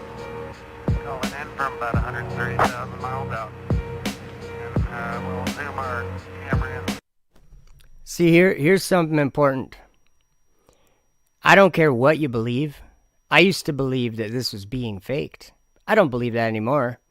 I just think that this was actually just footage that they took out of a window while they're in some place of darkness. Filled with, remember all the spirits that Paul said were there? So you're going to go hang out with these spirits and think that you're getting a picture of the earth? Do you get what I'm saying? It's like going into a drug house and expecting to not see any drugs. Like going into a bank that's being held up and not expecting to run into a problem at all. You know, it's a bad journey to make that effort. Anyway, let's get to the Michelle Thaler part. I want you guys to hear what she says about what an orbit is. So this is this video, that's a flashlight in 0G. They were learning about 0G. Do you guys know that they fell to the moon? They fell. They fell. They were in 0G the whole way to the moon. Okay, work that one out, mathematicians. Oh, we did. It works. Of course it does. Of course it does. They were in free fall, 0G, a state of free fall, all the way to the moon, and all the way back. It's the dumbest thing to think that they have anything figured out there. So he's doing a flashlight experiment saying it just sits there and floats. If you touch it at all, it'll move. Okay, she's the assistant director for science communication. Listen to what she says about what an orbit actually is. There's no gravity at all. And this is actually a really interesting misconception about what's going on with... There she goes. I bet you've seen pictures of the astronauts up in the space station, and they're floating around as if there's no gravity at all. And this is actually a really interesting misconception about what's going on with the astronauts. So it's not that they're weightless because they're in space and far away from the Earth. They're actually close enough to the Earth to feel the gravitational pull of the Earth itself. So what's going on? Why are they floating around? Well, this is what an orbit really is. We have to get spacecraft going very, very fast to put them into orbit. That's why we put them on rockets. Rockets launch spacecraft and get them going very, very fast. And if you're in orbit where the space station is, you're traveling at about 17,000 miles an hour. Now, what happens to those astronauts is that they're going very, very fast, but they're actually freely falling towards the Earth. The Earth has gravity, and that gravity is pulling them down, just the same as what would happen as if you dropped a ball. Okay, so Eric Dunaway and Cheyenne, yes, you haven't heard a single word she's said, have you? Are you listening to her about what an orbit is or what space is? About falling? It's very important to understand this. She's very deceived about one thing in here, and that's clear. She thinks there's curvature. But forget about the Hollywood basement for a minute. That's so important for you to not consider it that way. What you're doing in that statement is you're saying several things at once. You're saying that you believe there's men that can fool you with a Hollywood basement, apparently. You're also saying that you don't really believe what Paul wrote to the Ephesians about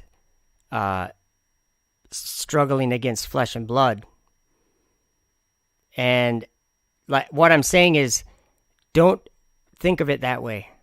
You might believe that. You might think men are faking it. That's going to change someday. But it's very important to understand that the elite are not the elite. There is no they. Okay? So if they're filming it in a Hollywood basement, there's no explanation for what she's talking about right now. You don't ever look up at the sky. What are they doing up there? How are they doing that in a Hollywood basement? So I'm against that, but I'm just against that. If you dropped a ball, it would fall to the floor. The same thing is happening to the astronauts. They are falling towards the surface of the Earth. They keep missing the Earth as they fall. And that's the definition of an orbit. That's what an orbit is. And that's why you need a rocket to get into orbit. You need to get yourself going so fast that as you fall back towards Earth, you keep missing it. So the astronauts are not weightless because there's no gravity in space. The astronauts are falling the same way a skydiver is falling freely through space. It's just that they're going so fast, they keep missing the Earth. Did you see what she just said? Captain Caveman rocked it with the comment, they are puppets. They don't know they're puppets. You know, have you ever seen the Muppet Show? Not one of them knew that they were actually a Muppet. You think Michelle Thaler doesn't believe what she's telling you? Of course she believes what she's telling you. That's why she's in the position she's in. Is because she really strongly believes what she's telling you. It's very important to... You might not believe it, but you should at least understand. Captain says, if you know puppets. That's the thing is she is acting out a part like a puppet would, but a puppet doesn't care what the hand inside of it says to say or do. The puppet's just there. They're just there doing their thing, and they have a father of lies, so they're going to be believing and selling lies. So Trixie Andrews says maybe some in the basement, but some up in the sky. That's a good point. But I don't think any's happening in the basement. I used to. I think there's a lot of things that look goofy, look weird, and of course, if they're floating around, it looks weird. No matter what happens, just like them floating around. I got some comments on that, some funny videos on that. But let's listen to her just for another minute here. They are all the time falling towards the Earth, going fast enough that they keep missing it. Everything that's in orbit around anything else is doing the same thing. So the solar system is hell. It's a place of darkness where everything's falling around something else. It's falling perpetually forever. Welcome to the solar system that we were all raised believing. Brought to you by the planets. Imprisoned in darkness. The gloom of darkness, like Jude said. Reserved until judgment. In the blackness of darkness, the gloom of darkness. I would have to say that's probably the darkness upon the face of the deep that's in Genesis 2, the second verse in your Bible. And there's people out there saying biblical cosmology stuff that doesn't notice that there's darkness in the second verse. I don't know. I really don't know why. I hope everyone starts to realize that these words have meaning, darkness and light. I'll go with the light. So how does it... Oops. Thus unto it. Establish a colony on Mars. Dream of Apollo. And they had a king over them, which is the angel of the bottomless pit, whose name in the Hebrew tongue is Abaddon, but in the Greek tongue hath his name Apollyon. Apollyon. Apollyon. And we could resume the dream of Apollo. The angel of the bottomless pit. Apollo. NASA is now embarking on a bold new program called Artemis. Artemis is the twin sister of Apollo, which is the angel of the bottomless pit, and the goddess of the moon in Greek mythology. 50 years ago, we went to the moon. We called it Apollo. What many people don't know is that Apollo had a twin. She was a woman named Artemis, goddess of the moon. It is the stated policy of this administration and the United States of America to return American astronauts to the moon within the next 5 years. Our agency, NASA, is going to do everything in its power to meet that vision.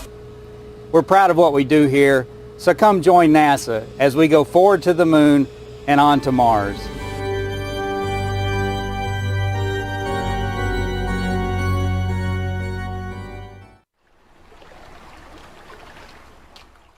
We could resume the dream of Apollo. Finally, after 18 years, if we are able to increase the rate of innovation, then life can become multiplanetary. This is the goal we should strive for. Yeah, human spaceflight was always the goal, the fundamental goal of SpaceX.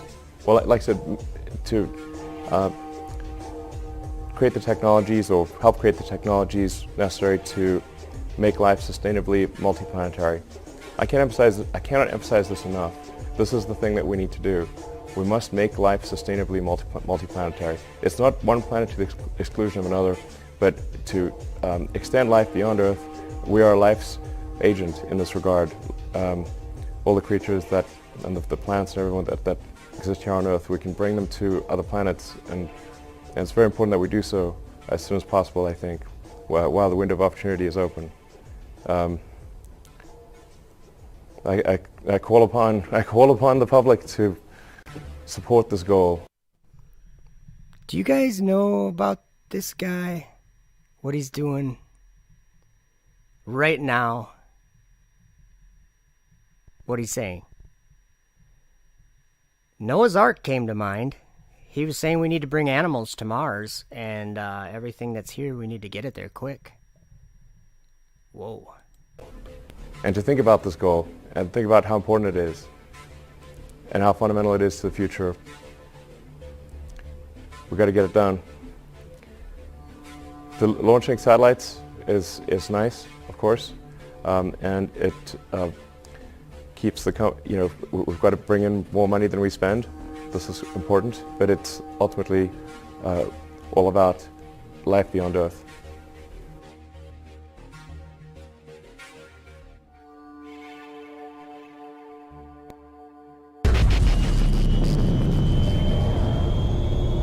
That's right, Captain. Captain says 80-pound hail equals firmament rolling back. Sky cracking. Someone's talking about the sky cracking lately. I mean, it's a This beast. guy. It was this guy talking about it. Check this out. That's weird. How did we get him on there again? Alright, yeah, this guy. Listen to what he says here. I mean, it's a beast.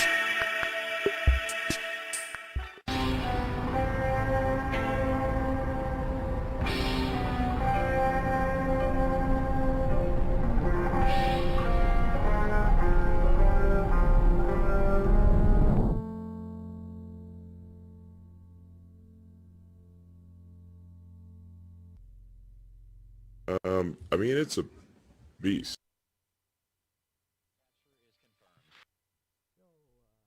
So ready for Dragon to enter the scene.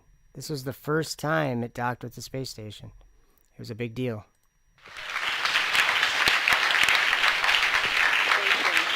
Congratulations on a wonderful capture. You've made a lot of folks happy down here over in Hawthorne and right here in Houston. Great job, guys. Houston Station, looks like we got us a Dragon by the tail. We're thinking this sim went really well. We're ready to turn it around and do it for real. And I saw 3 unclean spirits like frogs come out of the mouth of the dragon, and out of the mouth of the beast, and out of the mouth of the false prophet. The 3 of you look great inside the dragon. I wonder if you could describe your surroundings a little bit, and would you... Isn't that crazy? Like, they don't realize it, obviously. 3 unclean spirits like frogs come out of the mouth of the dragon. Okay, wake up. They're in the dragon. Whatever. Eric Dunaway says eventually Jesus is going to roll it up like a scroll, the sky. And I think that you're 100% correct. But at the same time, it isn't Jesus that's making this happen. It's him that's going to, it's almost a response, in my understanding. The quickness, the day of the Lord is a response to a moment in time when that happens. So that's part of, that's part of the day of the Lord, is that sky rolling back like a scroll, and the sun going dark, and the moon, what does it say? Won't show its light, or it'll turn blood red, or it'll turn red. But those are signs in the heavens that we just experienced one like a week ago, a lunar eclipse or whatever. Vernon Daniels says they're in the mouth of a dragon. Isn't that crazy? And so it makes you wonder, what are the astronauts? Are they really people? I've read in the Book of Enoch, he saw, what was it? tongues of fire or something, and they took the form of men when they wished? That's scary to think about. Feel comfortable riding up in one of those in on a future mission? Well, I spent quite a bit of time poking around in here this morning, just looking at the engineering and the flying layout. Up in a human-rated Dragon is not going to be an issue. Golden Hands Aki Hoshidi was at the controls and grabbed the Dragon, and then we brought it close next to the space station, and then I got to actually berth it, so that was pretty fun. A lot of cargo. You might see behind me, we started taking stuff out. Some of the white bags right behind me is all the cargo. This is a crew care package which we got. We also got a little dessert, got a little ice cream, so we're looking forward to having that tonight. We just unpacked it this afternoon, so we put it in our refrigerator here waiting to have it tonight. It's quite a treat. We don't usually have this type of stuff up here. It's usually thermostabilized or dehydrated that we're hydrating, so homemade ice cream is something special, and we're going to have a little party. Aki and I were telling Yuri about it last night, and tonight's our dessert night.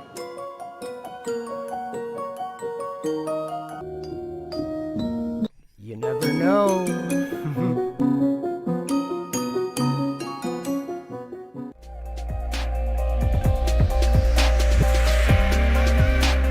So we got more. A lot more. Uh-oh. And I'm serious about this. He is here. And he shall speak great words against the Most High, and shall wear out the saints of the Most High, and think to change times and laws. And they shall be given into his hand until a time and times and the dividing of time. And God said, Let there be lights in the firmament of the heaven to divide the day from the night, and let them be for signs and for seasons and for days and years. And think to change times and laws. Life can become multiplanetary. This is the goal we should strive for. There need to be reasons to get up in the morning. Life can't just be about solving problems. Otherwise, what's the point? There's got to be things that people find inspiring and make life worth living. What are the important steps in the evolution of life? Obviously, there was the advent of single-celled life. There was differentiation to plants and animals. There was life going from the oceans to land. There was mammals, consciousness, and I would argue also on that scale should fit life becoming multiplanetary. I think if one could make a reasonable argument that something is important enough to fit on the scale of evolution, then it's important and maybe worth a little bit of our resources.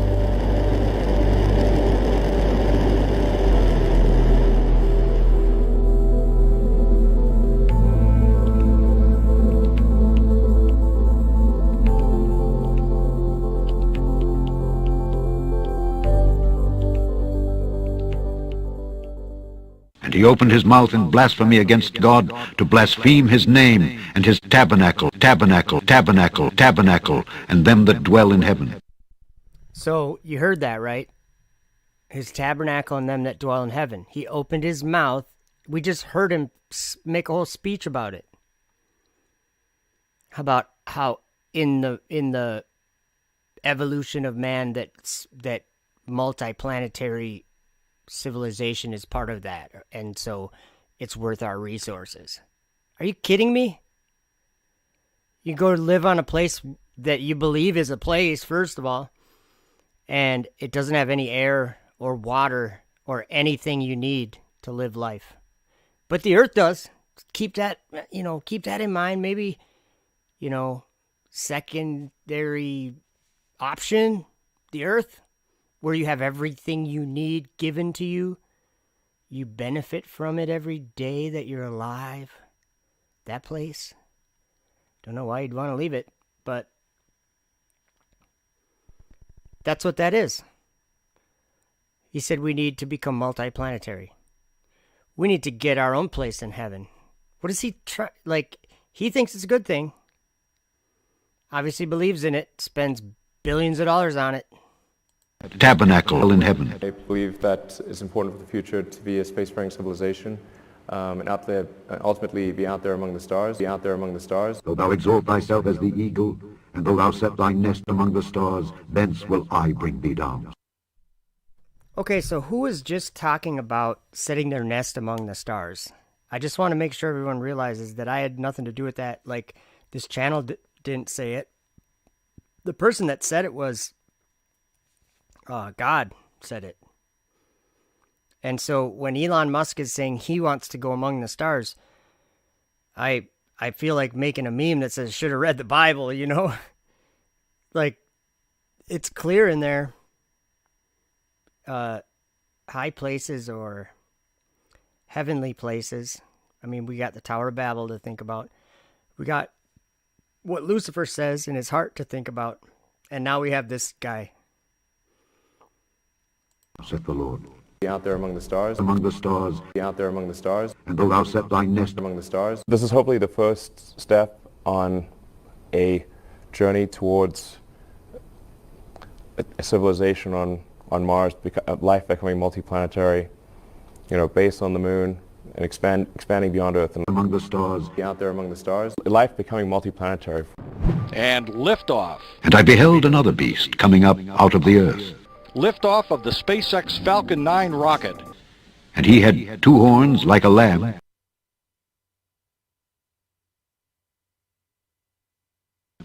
And he spake as a dragon.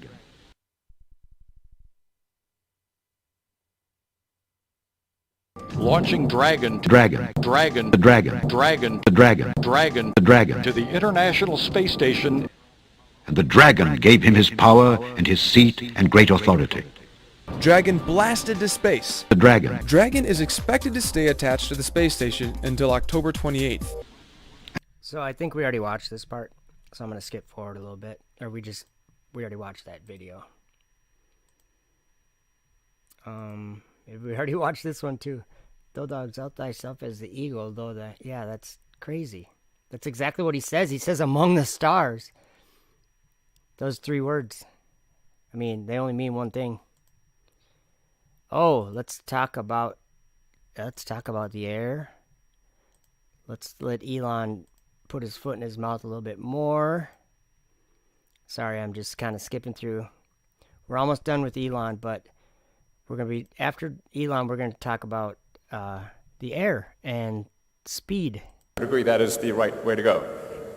Because, why do we need to build a city on Mars with 1 million people on it in your lifetime? Yeah, I think it's important to have a future that is inspiring and appealing. I mean, I just think that there have to be reasons that you get up in the morning and you want to live. Like, why do you want to live? What's the point? What inspires you? What do you love about the future? And if we're not out there, if the future does not include being out there among the stars and being a multi-planet species, I find that it's incredibly depressing if that's not the future that we're going to have. You decided to build a space company. Why on earth would someone do that? The goal of SpaceX is to try to advance rocket technology, and in particular to try to crack a problem that I think is vital for humanity to become a spacefaring civilization, which is to have a rapidly and fully reusable rocket. What are the things that need to happen in order for the future to be an exciting and inspiring one? And I really think there's a fundamental difference if you sort of look into the future between a humanity that is a spacefaring civilization that's out there exploring the stars on multiple planets. And I think that's really exciting. And compared with one where we are forever confined to Earth until at some eventual extinction event.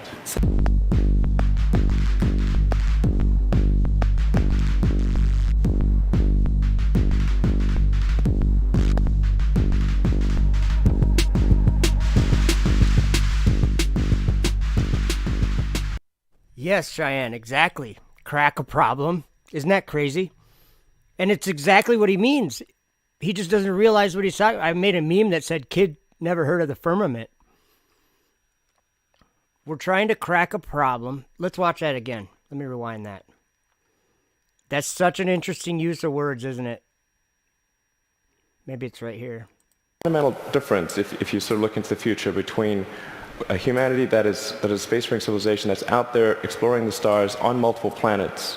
And I think that's really exciting. And compared with one where we are forever confined to Earth until at some eventual extinction event. Whoops, sorry, I just made you watch that whole thing without getting far enough back. I agree that is the right way to go. Why do we need to build a city on it? Sorry, guys. Like the future, not include, and being a multi-planet species, I find that incredibly. Not the future. Company, why on earth would someone do that? The goal of SpaceX is to try to advance rocket technology, and in particular to try to crack a problem that I think is vital for humanity to become a spacefaring civilization. So he's right. He used the word crack, and that's really what he means, because that's what he's implying. He's saying that we need to crack a problem that will let us to be multiplanetary and get out to the stars. Kid never heard of a window. Heaven has windows, you know? All right. So, wow. Thanks for pointing that out, Cheyenne. Which is to have a rapidly and fully reusable rocket. What are the things that need to happen in order for the future to be an exciting and inspiring one? And I really think there's a fundamental difference, if you sort of look into the future, between a humanity that is a spacefaring civilization that's out there exploring the stars on multiple planets. And I think that's really exciting. And compared with one where we are forever confined to Earth until at some eventual extinction event.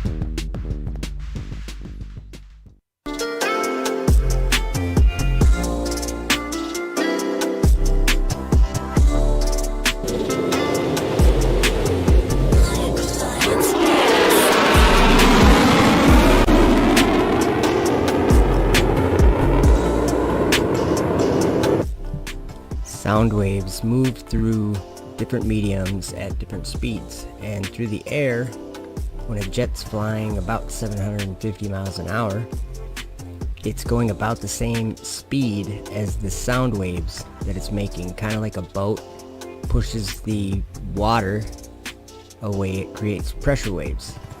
And in the air, this is what it looks like.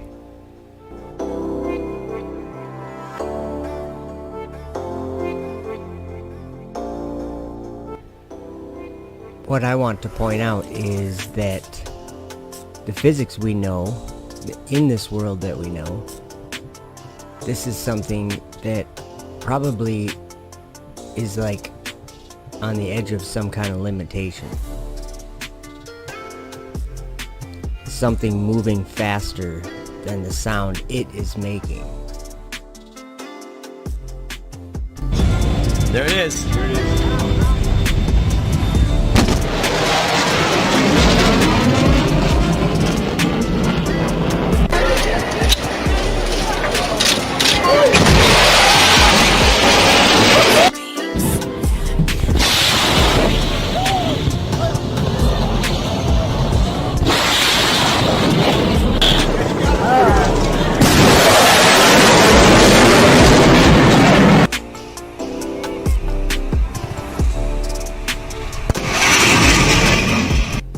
The space shuttle doesn't fly anymore, but when it did, it would take about 45 seconds for the space shuttle to reach that speed of sound.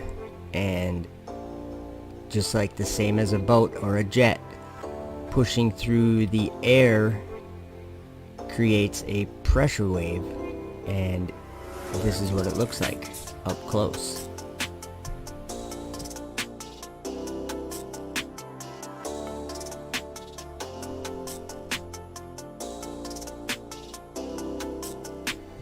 And we can see this vapor cone quite clearly anytime something is traveling that fast. Here's the Saturn V. So when it reaches that speed of sound, something happens.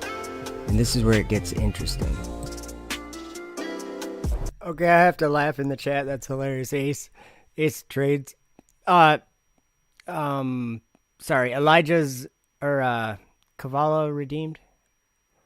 I think you might have misread some of Ace's comments. He's being very nice. Except that was great. What was it? Have fun in high school? Where was it? Good luck in high school. Ace Trade says, Cavallo redeemed. Me asking you for evidence is being a jerk. They were just, I think, like I was watching the comments. It was fine. But yeah, do keep it nice in the chat. Hey, welcome, Jesus Freak, Computer Geek 2. David is here. What's happening? Yeah, second tower, huh? And he needed Apollyon's help to do it. And they built a super tall tower. It was so tall that it went into a bottomless pit. And remains there, part of it. Let's see here. That was hilarious. So Ace said, I have to read it again just because it was hilarious. Because Kava was like, we need help. Or he's acting like a troll. And then Ace Trade says, me asking you for evidence is being a jerk. Good luck in high school. I don't know why that's so funny to me right now. But so yeah, this barrier of sound is it's how fast sound can move through like the media. It's all different speeds through the medium of air. Depends on how much air pressure or how dense it is, I guess. Where is this written? Oh, I'm speaking of space exploration. What scripture? The book of Revelation. Actually, that's what this whole video is about. So, right now I'm talking about how, and this is actually, you're way more experienced with this. Jesus Freak Computer Geek David used to work at NASA for 12 years. And he's done a bunch of different things there.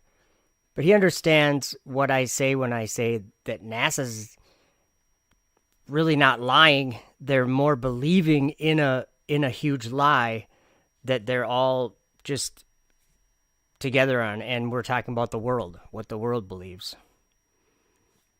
So we've all believed it, every one of us. And so recently, some of us had a change happen in our hearts and minds, and we don't believe it anymore.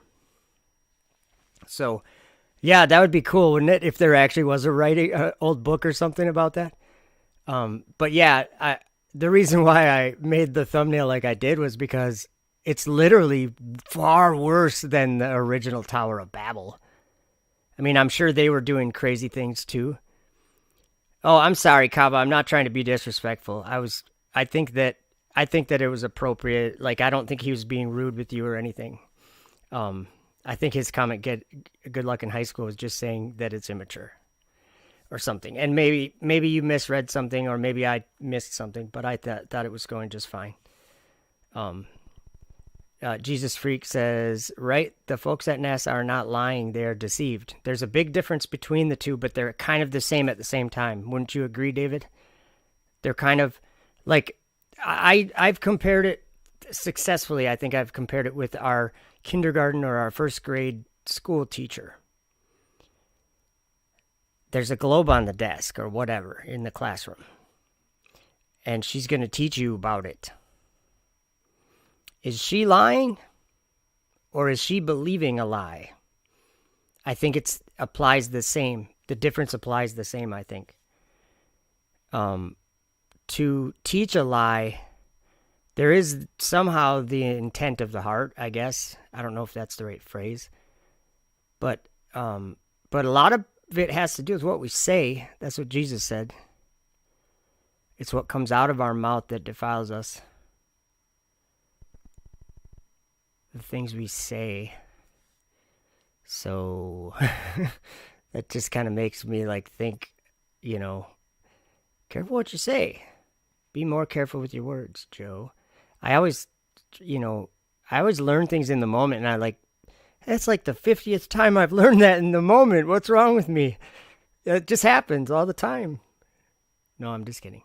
So yeah, we broke through this sound barrier, and they have found a very specific key. And David, you'd understand what I'm talking about. A key. He says, yes, I agree. The spirit of it differs. Yes, that's probably the way to put it. Or, the spirit. That's the spirit of it. Because the teacher is not guilty of lying to the children. No, she cares and loves about the children. She wants the best for them. And what she's doing is teaching them what she knows. But she's so sure that she knows it, like we all were, that right there is sad. Because none of us know it all. So, David says he was replying to Crystal Gem. Hey, let's see.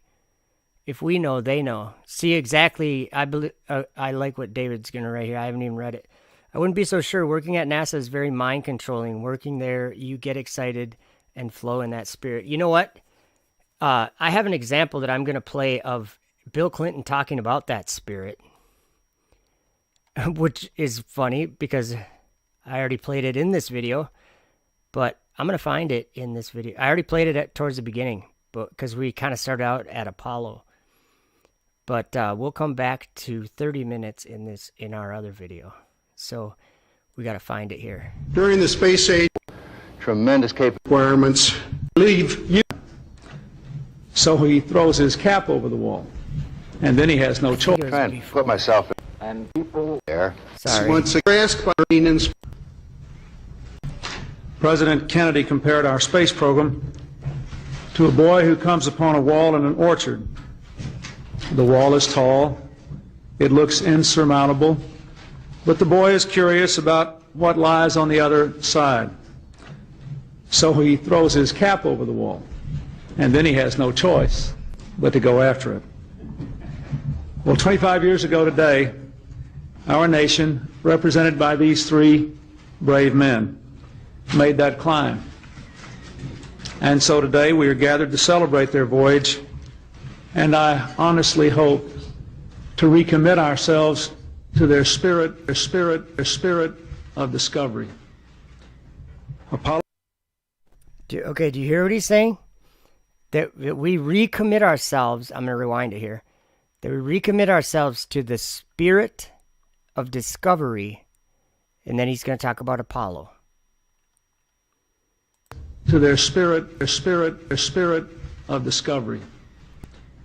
Apollo, their spirit, 11, Neil Armstrong, Buzz Aldrin, and Michael Collins were our guides to the wondrous, the unimaginable at that time, the true handiwork of God. How do you like that?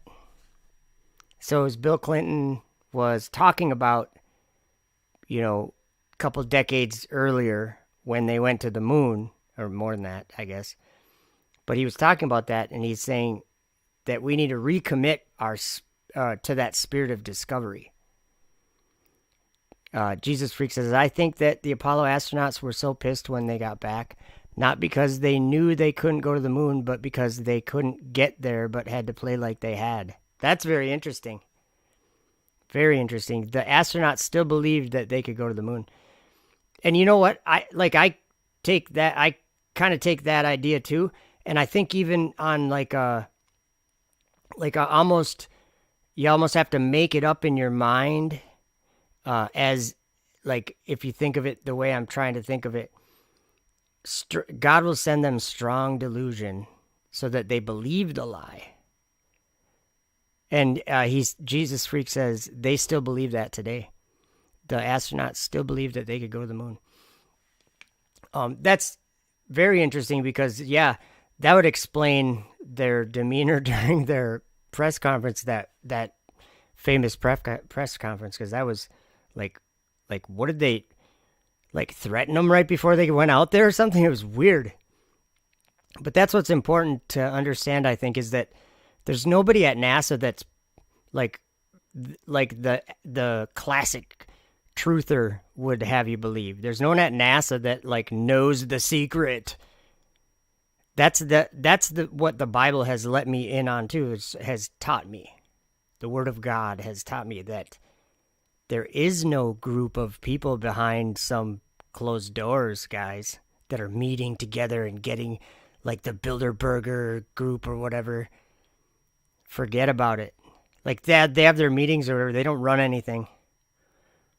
Our battle is so much higher than that. Our battle is not so simpleton like that. What I'm saying is nobody's faking anything. Nobody's faking anything. That's what I used to think. I used to think that they were faking that. And I'm going to remind you guys the video that Tony wanted me to play just for a little break in the moment here. Oh, it's because I'm distanced from you. You'd probably have a hard time hearing from me right now. Should I have a mask on and that be muffled? Mr. President, You're going to have to take that off, please. You're very muffled, so if you would take it off, it would be a lot easier. Okay. I can hear you! Hello, there it is.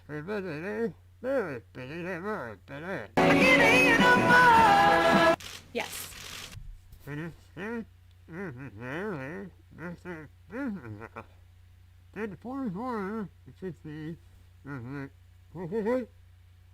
I can't hear you.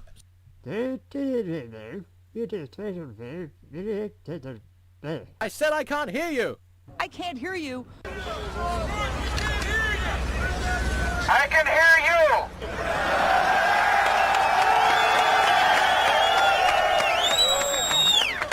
I can't hear you. You're very muffled. I can't hear you. I can't hear you! I can't hear you! I can't hear you!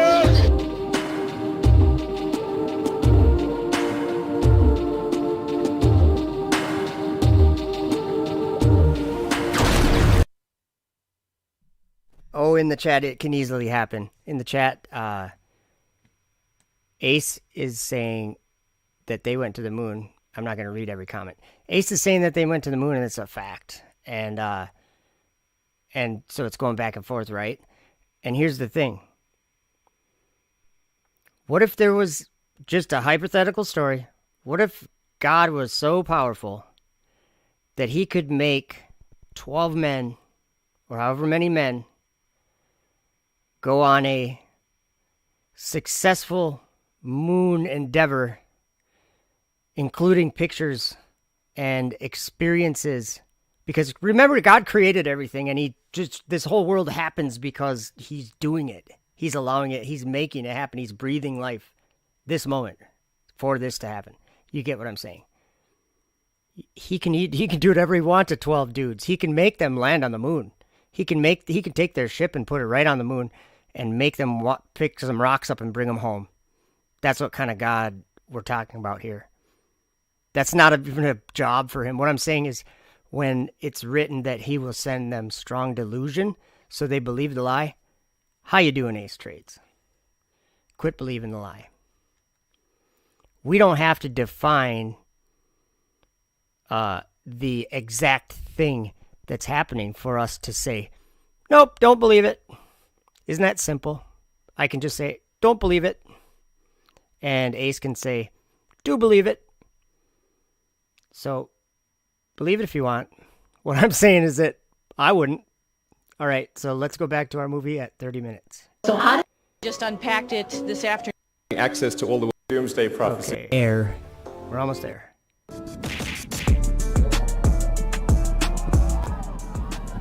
So what is it that we are actually watching here when you see those ripples? As if there was a barrier of some sort that is being penetrated.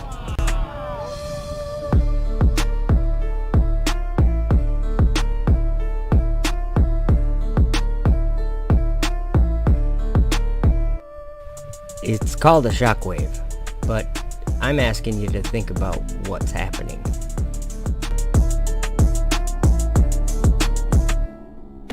And when this happens, it creates sonic booms.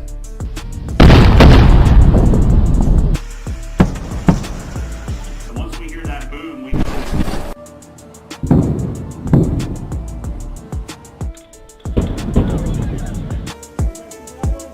Yeah, there they are. Coming in like meteors, real fast. They're going to do a final burn here in just a moment. There's final burn 1 and 2.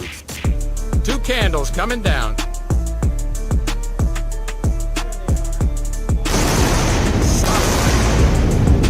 Double sonic booms.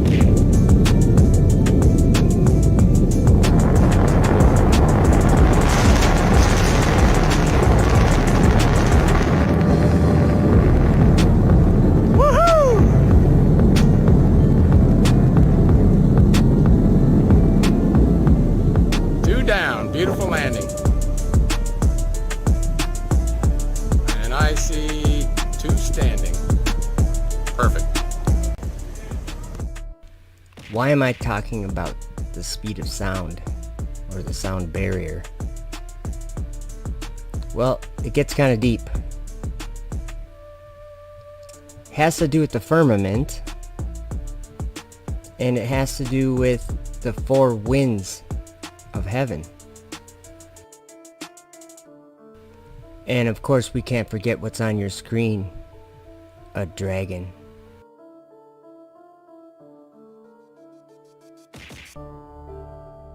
And I saw the storehouses of all the winds, and I saw how with them he has adorned all creation, and I saw the foundations of the earth, and I saw the cornerstone of the earth, and I saw the 4 winds which support the earth and the sky, and I saw how the winds stretched out the height of heaven, and how they positioned themselves between heaven and earth. They are the pillars of heaven.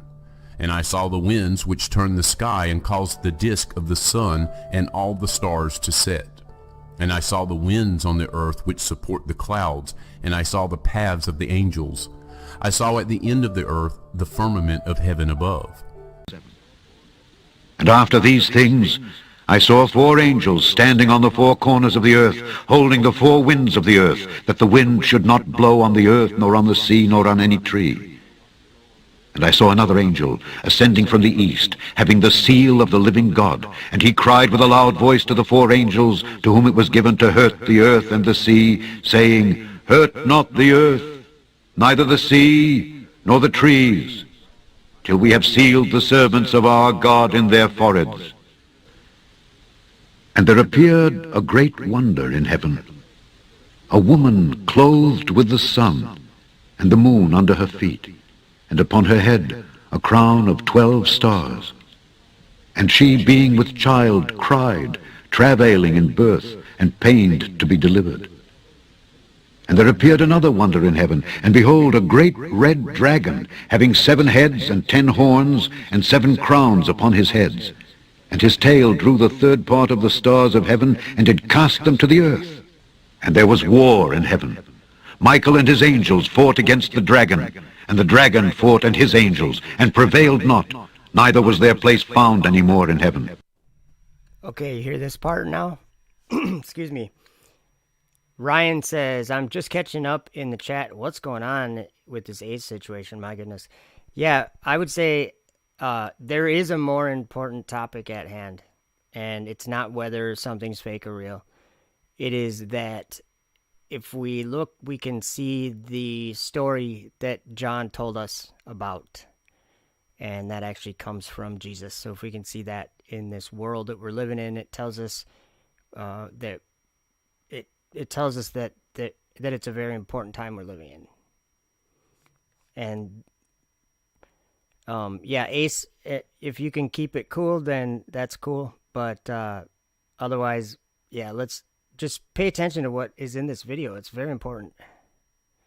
And it's something that a lot of people probably don't even agree with the idea of. I mean, first there's the people that think they're living on a globe, and they're going to say, oh, of course all this is real, and there's nothing to even question.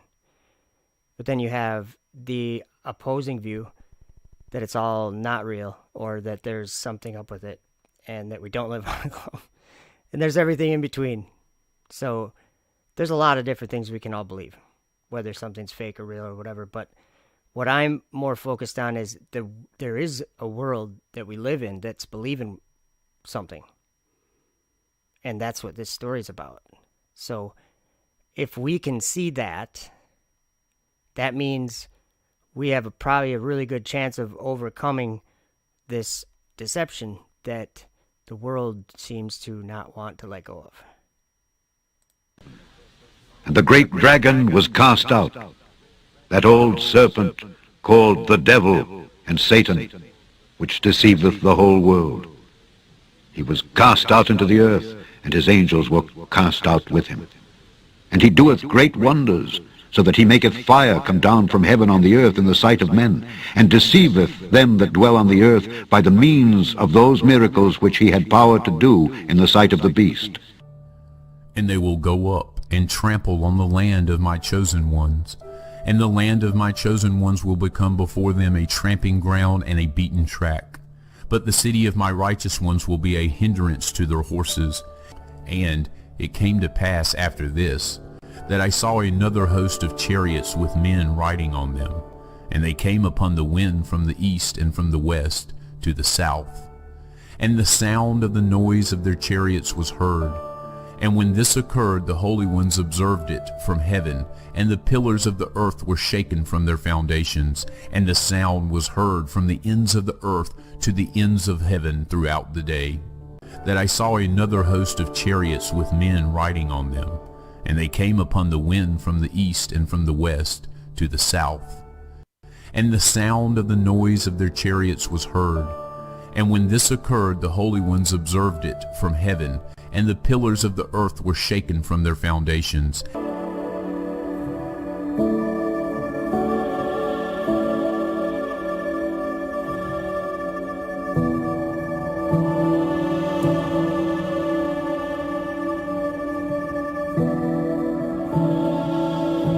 Get thee hence, Satan, for it is written, Thou shalt worship the Lord thy God, and him only shalt thou serve.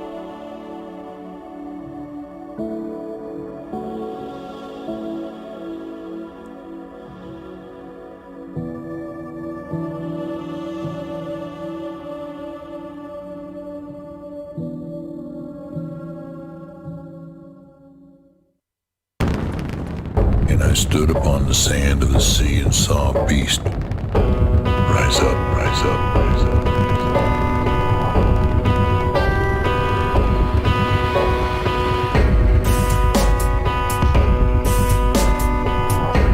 Who is able to make war with him?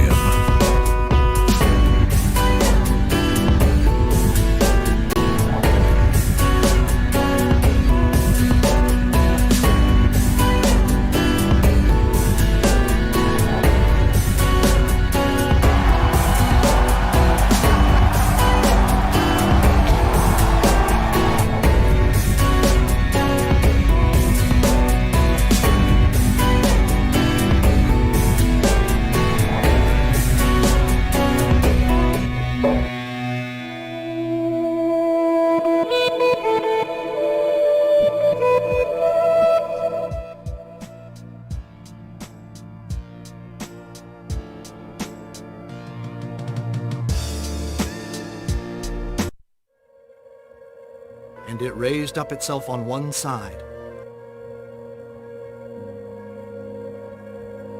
Falcon 9 is in startup. Dragon is in countdown. FTS is armed. Go for launch.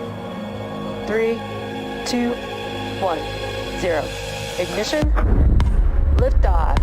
Semper Fi, aim high. Go Falcon, go Dragon. And shouldest destroy them which destroy the earth. Vehicle is pitching downrange.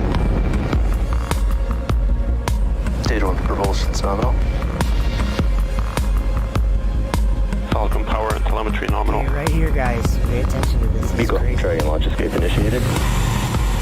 Triple firings are looking good. Stage 1, throttle down. And there was war in heaven. Michael and his angels fought against the dragon, and the dragon fought and his angels, and prevailed not. Neither was their place found any more in heaven. And the great dragon was cast out, that old serpent called the devil and Satan, which deceiveth the whole world. He was cast out into the earth, and his angels were cast out with him. And I heard a loud voice saying in heaven, Now is come salvation and strength and the kingdom of our God and the power of his Christ. For the accuser of our brethren is cast down. Do you guys realize what that means? Sorry, I'm losing my voice. Do you realize what that means? What, like, the order of this story, I'm not saying it's like chronological order or something, but the way that it sounds there, it sounds like he's saying that this all happens and then when this happens, when he's cast out into the earth, and they're all clapping on the video, but when this happens, it's the kingdom of God coming. Whoops, I totally just lost it. Sorry about that. Okay, it was the kingdom of God coming. Check out. Just listen to what he says. And there was war in heaven. Michael and his angels fought against the dragon, and the dragon fought and his angels, and prevailed not. Neither was their place found any more in heaven. And the great dragon was cast out, that old serpent called the devil and Satan, which deceiveth the whole world. He was cast out into the earth, and his angels were cast out with him. And I heard a loud voice saying in heaven, Now is come salvation and strength and the kingdom of our God and the power of his Christ. For the accuser of our brethren is cast down, which accused them before our God day and night. And they overcame him by the blood of the Lamb and by the word of their testimony. And they loved not their lives unto the death. And as I was considering, behold, an he-goat came from the west on the face of the whole earth, and touched not the ground. And the goat had a notable horn between his eyes. And he came to the ram that had 2 horns, which I had seen standing before the river, and ran unto him in the fury of his power. And I saw him come close unto the ram, and he was moved with choler against him, and smote the ram, and brake his 2 horns. And there was no power in the ram to stand before him, but he cast him down to the ground, and stamped upon him, and there was none that could deliver the ram out of his hand. Therefore the he-goat waxed very great, and when he was strong, the great horn was broken, and for it came up 4 notable ones toward the 4 winds of heaven. And out of one of them came forth a little horn, which waxed exceeding great, toward the south, and toward the east, and toward the pleasant land. And it waxed great, even to the host of heaven. And it cast down some of the host and of the stars to the ground, and stamped upon them. Yea, he magnified himself even to the prince of the host. And by him the daily sacrifice was taken away, and the place of his sanctuary was cast down. And an host was given him against the daily sacrifice by reason of transgression. And it cast down the truth to the ground, and it practiced and prospered. And the great dragon was cast out, that old serpent called the devil and Satan, which deceiveth the whole world. He was cast out into the earth, and his angels were cast out with him. And I heard a loud voice saying in heaven, Now is come salvation and strength and the kingdom of our God and the power of his Christ. For the accuser of our brethren is cast down, which accused them before our God day and night. And they overcame him by the blood of the Lamb and by the word of their testimony. And they loved not their lives. I guess the end of that got cut off or something. Who is the ruler of the darkness of this world? I think it's a dragon. If you ask NASA or anybody, they'd tell you that it was the dragon. I guarantee that. They like to talk about dragon. Want me to show you? I'll get a video to show you. I have to. Let's see. For some reason that got cut off. That was weird. Hope that wasn't an editing issue. It probably is. I got a lot of videos about this guy. Let me see something here. Let me just keep playing this one for now. I have some kind of funny ones, but let's see if this one... Okay, maybe it'll keep going.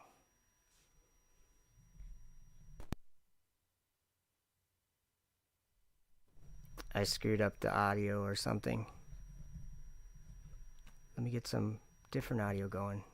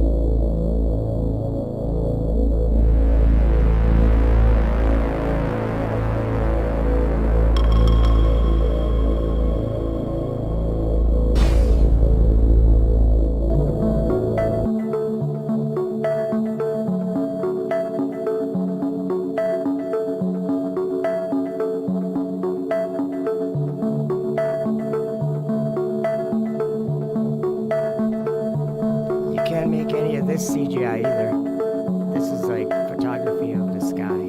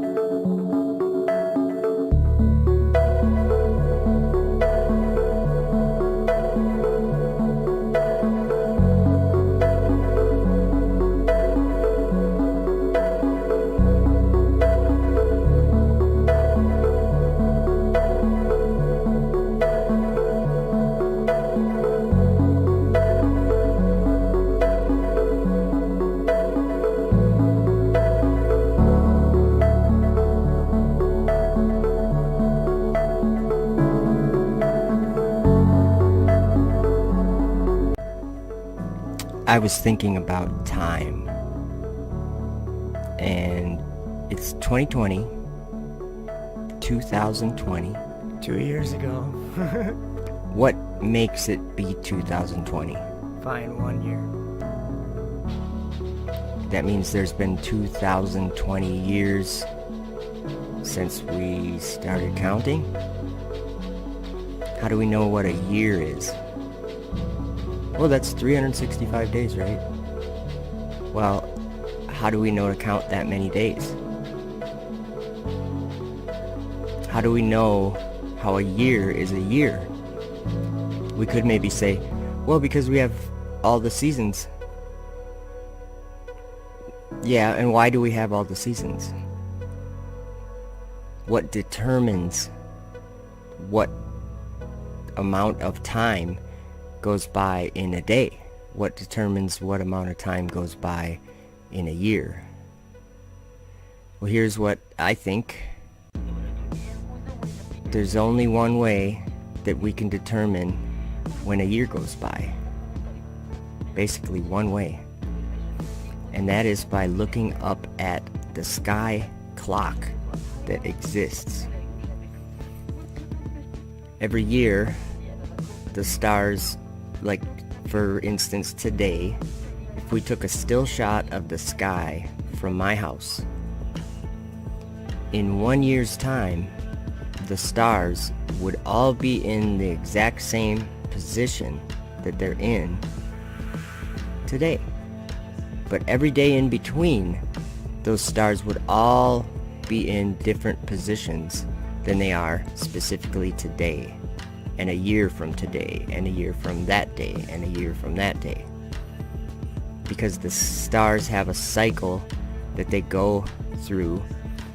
They're turning, but at the same time that they're turning, they're changing their orientation slightly each day. We end up with the stars back in the same position again. This is one reason why the idea that the heliocentric model gives us of the North Star being previously a different star and not Polaris is a ridiculous falsehood, because that's not how the sky works. But just think about that. How do we determine a year? We do it with the stars in the sky. And that is actually stated in the creation story in Genesis. God said he created the sun, moon, and stars for signs, seasons, and days, and years. And that's what we witness here on the earth. So that is the truth. So what we've been watching here on the screen is time-lapse photography of the stars. Now what happens when the star trails, or this time-lapse photography, what happens when it starts looking like this? And if that continues, how are we going to determine what a year is? I mean, I think we could still tell. But doesn't it seem like something's kind of getting in the way there? This started to happen to time-lapse photography in May of 2019. So just over a year ago, year and a half ago or so. And see, that's just another testament to how time works. I made this part of the video in 2020. But yeah, see that on your screen? That's what someone's star trail photography turned out to look like. There's things up there, guys. So there's something else up there that we should all know about that most people haven't heard of. And I just learned about it. And it's pretty cool. I don't know exactly what it is, but a few people wrote about it, more than a few. And it's kind of, pretty sure it's there. Pretty cool.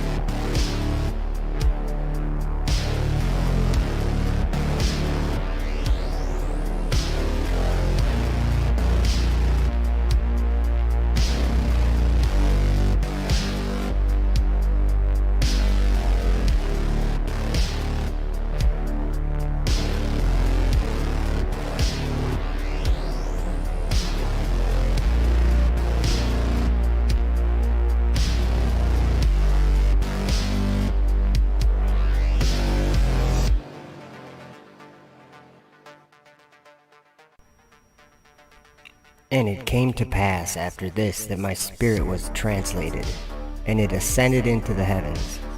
And I saw the holy sons of God. They were stepping on flames of fire. Their garments were white, and their raiment and their faces shone like snow. And I saw 2 streams of fire, and the light of that fire shone like hyacinth. And I fell on my face before the Lord of spirits. And the angel Michael, one of the archangels, seized me by my right hand, and lifted me up, and led me forth into all the secrets. And he showed me all the secrets of righteousness. And he showed me all the secrets of the ends of the heaven, and all the chambers of all the stars, and all the luminaries, whence they proceed before the face of the holy ones.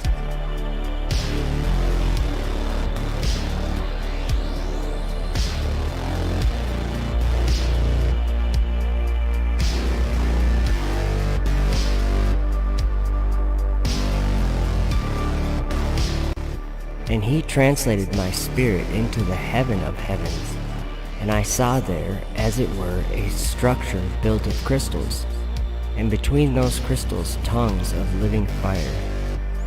And my spirit saw the girdle which girt that house of fire, and on its 4 sides were streams full of living fire, and they girt that house. And round about were seraphim, cherubim, and ophanim, and these are they who sleep not, and guard the throne of his glory. And I saw angels who could not be counted, 1,000 thousands, and 10,000 times 10,000, encircling that house. And Michael, and Raphael, and Gabriel, and Phanuel, and the holy angels who are above the heavens go in and out of that house. And they came forth from that house, and Michael, and Gabriel, and Raphael, and Phanuel, and many holy angels without number.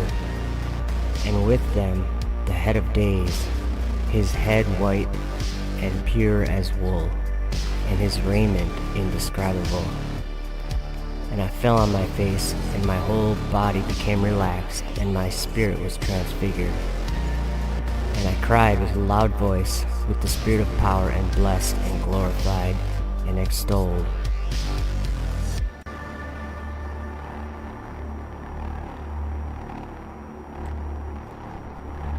Lift up your eyes on high, and behold who hath created these things, that bringeth out their host by number.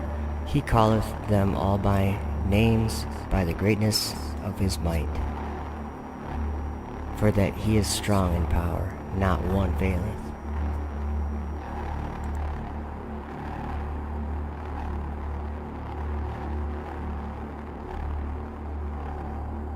Michael, good morning. Good morning, Jeff. There's been one question here in New York City. All the people behind me here have been asking it. When will normal life return? We asked Dr. Fauci. Here's what he had to say. Talking about getting back to a degree of normality which resembles where we were prior to COVID. Well, actually, never mind. Doesn't matter what Fauci says. Normal life isn't going to return. Jesus is.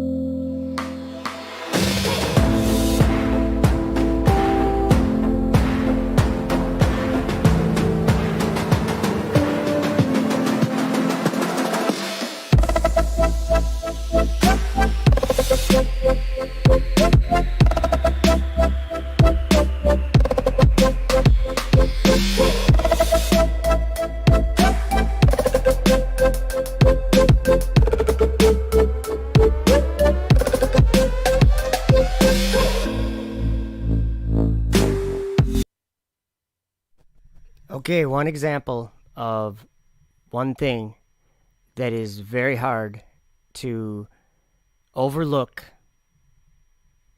is fire coming out of the sky at the command of a man's hand, really. And I think that it's so much more sinister than we've been thinking about it for our whole lives that it's going to take a while for us to even grasp the level of things happening when they do space exploration. Fire coming out of the sky. This is just a Falcon 9 launch or a Dragon launch, whatever you want to call it. SpaceX launch. And this is what it looks like when the booster's falling back to Earth. And they fire it up.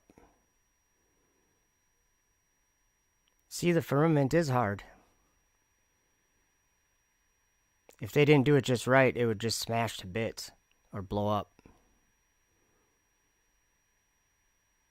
But they have that key. And now he's got everyone thinking that reusable rockets are a thing, so we'll be able to move to Mars.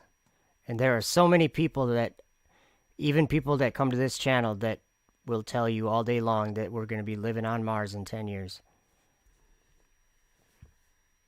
That's the world we live in. There it is. This is probably something too. Oh, we already looked at that one. What's this one here? We already looked at that one. I think that's all I got, guys. The Dream of Apollo. Yep, we already watched that one. I think we watched them all. So what I'm going to do... Actually, we didn't watch this one. Escape the gravity of the Earth. Oh, this is not the one. Hold on. Where was it? There's two now that... Okay, this one, Firmament Breach. We didn't watch this. Listen closely to what he says about the key to the heavens. But the thing that's really important to revolutionize space is a rapidly reusable rocket. That's reliable too. So that's really what needs to happen. If that can be done, then the cost of access to orbit and beyond can be reduced by potentially a factor of 100 or more. So that's great. In the chat, Cheyenne says there will be a new heaven and a new earth. Okay, I have a checklist here. I got new heaven and I got new earth. Do you believe you live on a spinning ball? I'm gonna guess your answer is no. Check new earth. Okay. For me, that's the way I look at it. And I'm learning about. We just watched a video about what is at the center of that rotation. I mean, that's heavy stuff. John said he went up there. He saw a throne. Ezekiel saw a throne. Everybody that went up there saw a throne. Isaiah. Who else? John. I don't think Paul made it all the way up to the throne. Thank you, Cheyenne. She says no. So, check mark. You got 1 out of 2, right? Do you get what I'm saying? What I'm saying is, there is a new heaven and a new earth. For me, I can only speak for myself, but I'm learning about it. And I'm learning what is bad that we're doing. Here we go. That's really what is most important about. It's got to be done by somebody's got to do this. And if you have rapid and complete reusability, then that opens up. That is the gateway to the heavens. 1, 0. Ignition. And liftoff.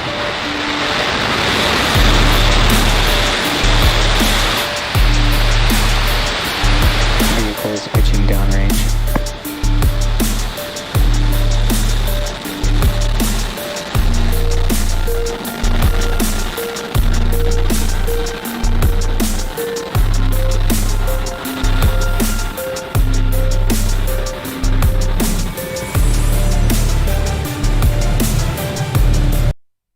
okay, I'm pausing it because in this video, and this is the SpaceX video, so yeah, they could fake something or whatever, but you can go to YouTube and watch this launch on like hundreds of channels live. Like they watch it from Florida. They film it all the time. So you could just watch it. And what I'm saying is there's not some elite group in Florida that's transplanted all around Florida with YouTube channels that record it, and that's what they do for a living. Like they're a photographer and they have like equipment and whatever. What I'm saying is these are just people and they're recording a launch. And so in this video though, you can see it break through the sound barrier visually, and it's up in the sky, and you tell me what it looks like. Looks like they're punching through something. It is. It's called the sound barrier for a reason. It's supersonic flight.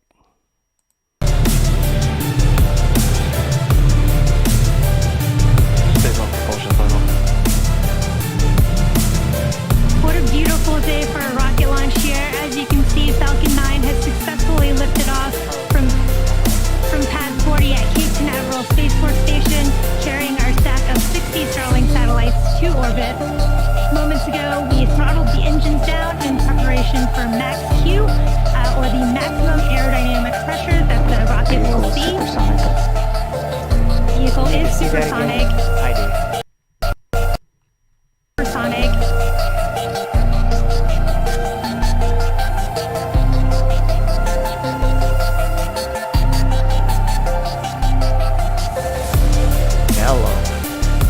And we should be passing through Max Q here in just a few seconds.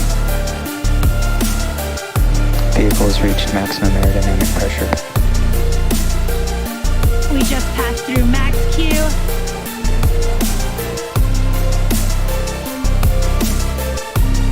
Another one.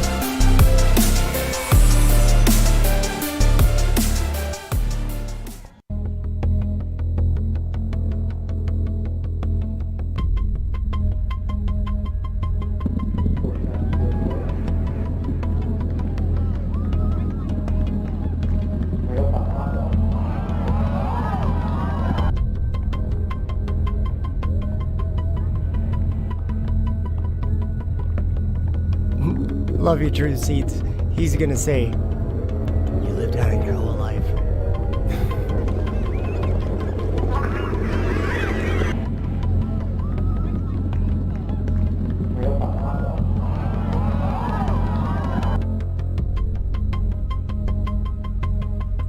But so yeah, there you go.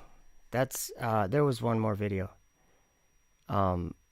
Did you guys like my normal isn't gonna return video? I like that. Normal isn't gonna return. Jesus is. This one here. Let's see what this is all about. You need to be a certain speed to escape the gravity of the Earth. yeah, you can think of gravity as kind of a funnel in space-time. Think of it like a coin funnel. Like it's very much like that in but it's obviously a sort of a four-dimensional coin funnel. But if you spin a marble or a coin on a coin funnel,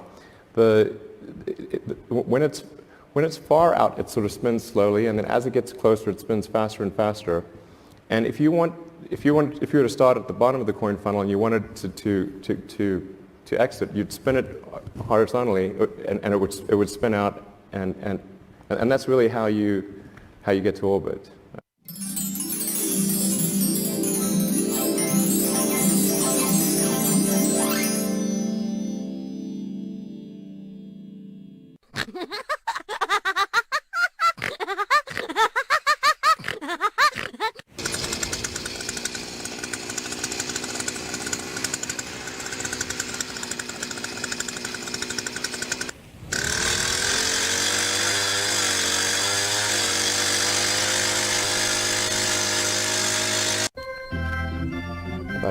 I call upon the public to support this goal, and to think about this goal, and think about how important it is, and how fundamental it is to the future.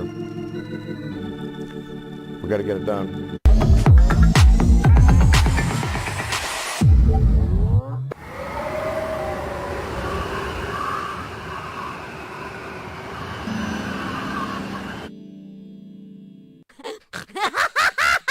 You need to be a certain speed to escape the gravity of the Earth.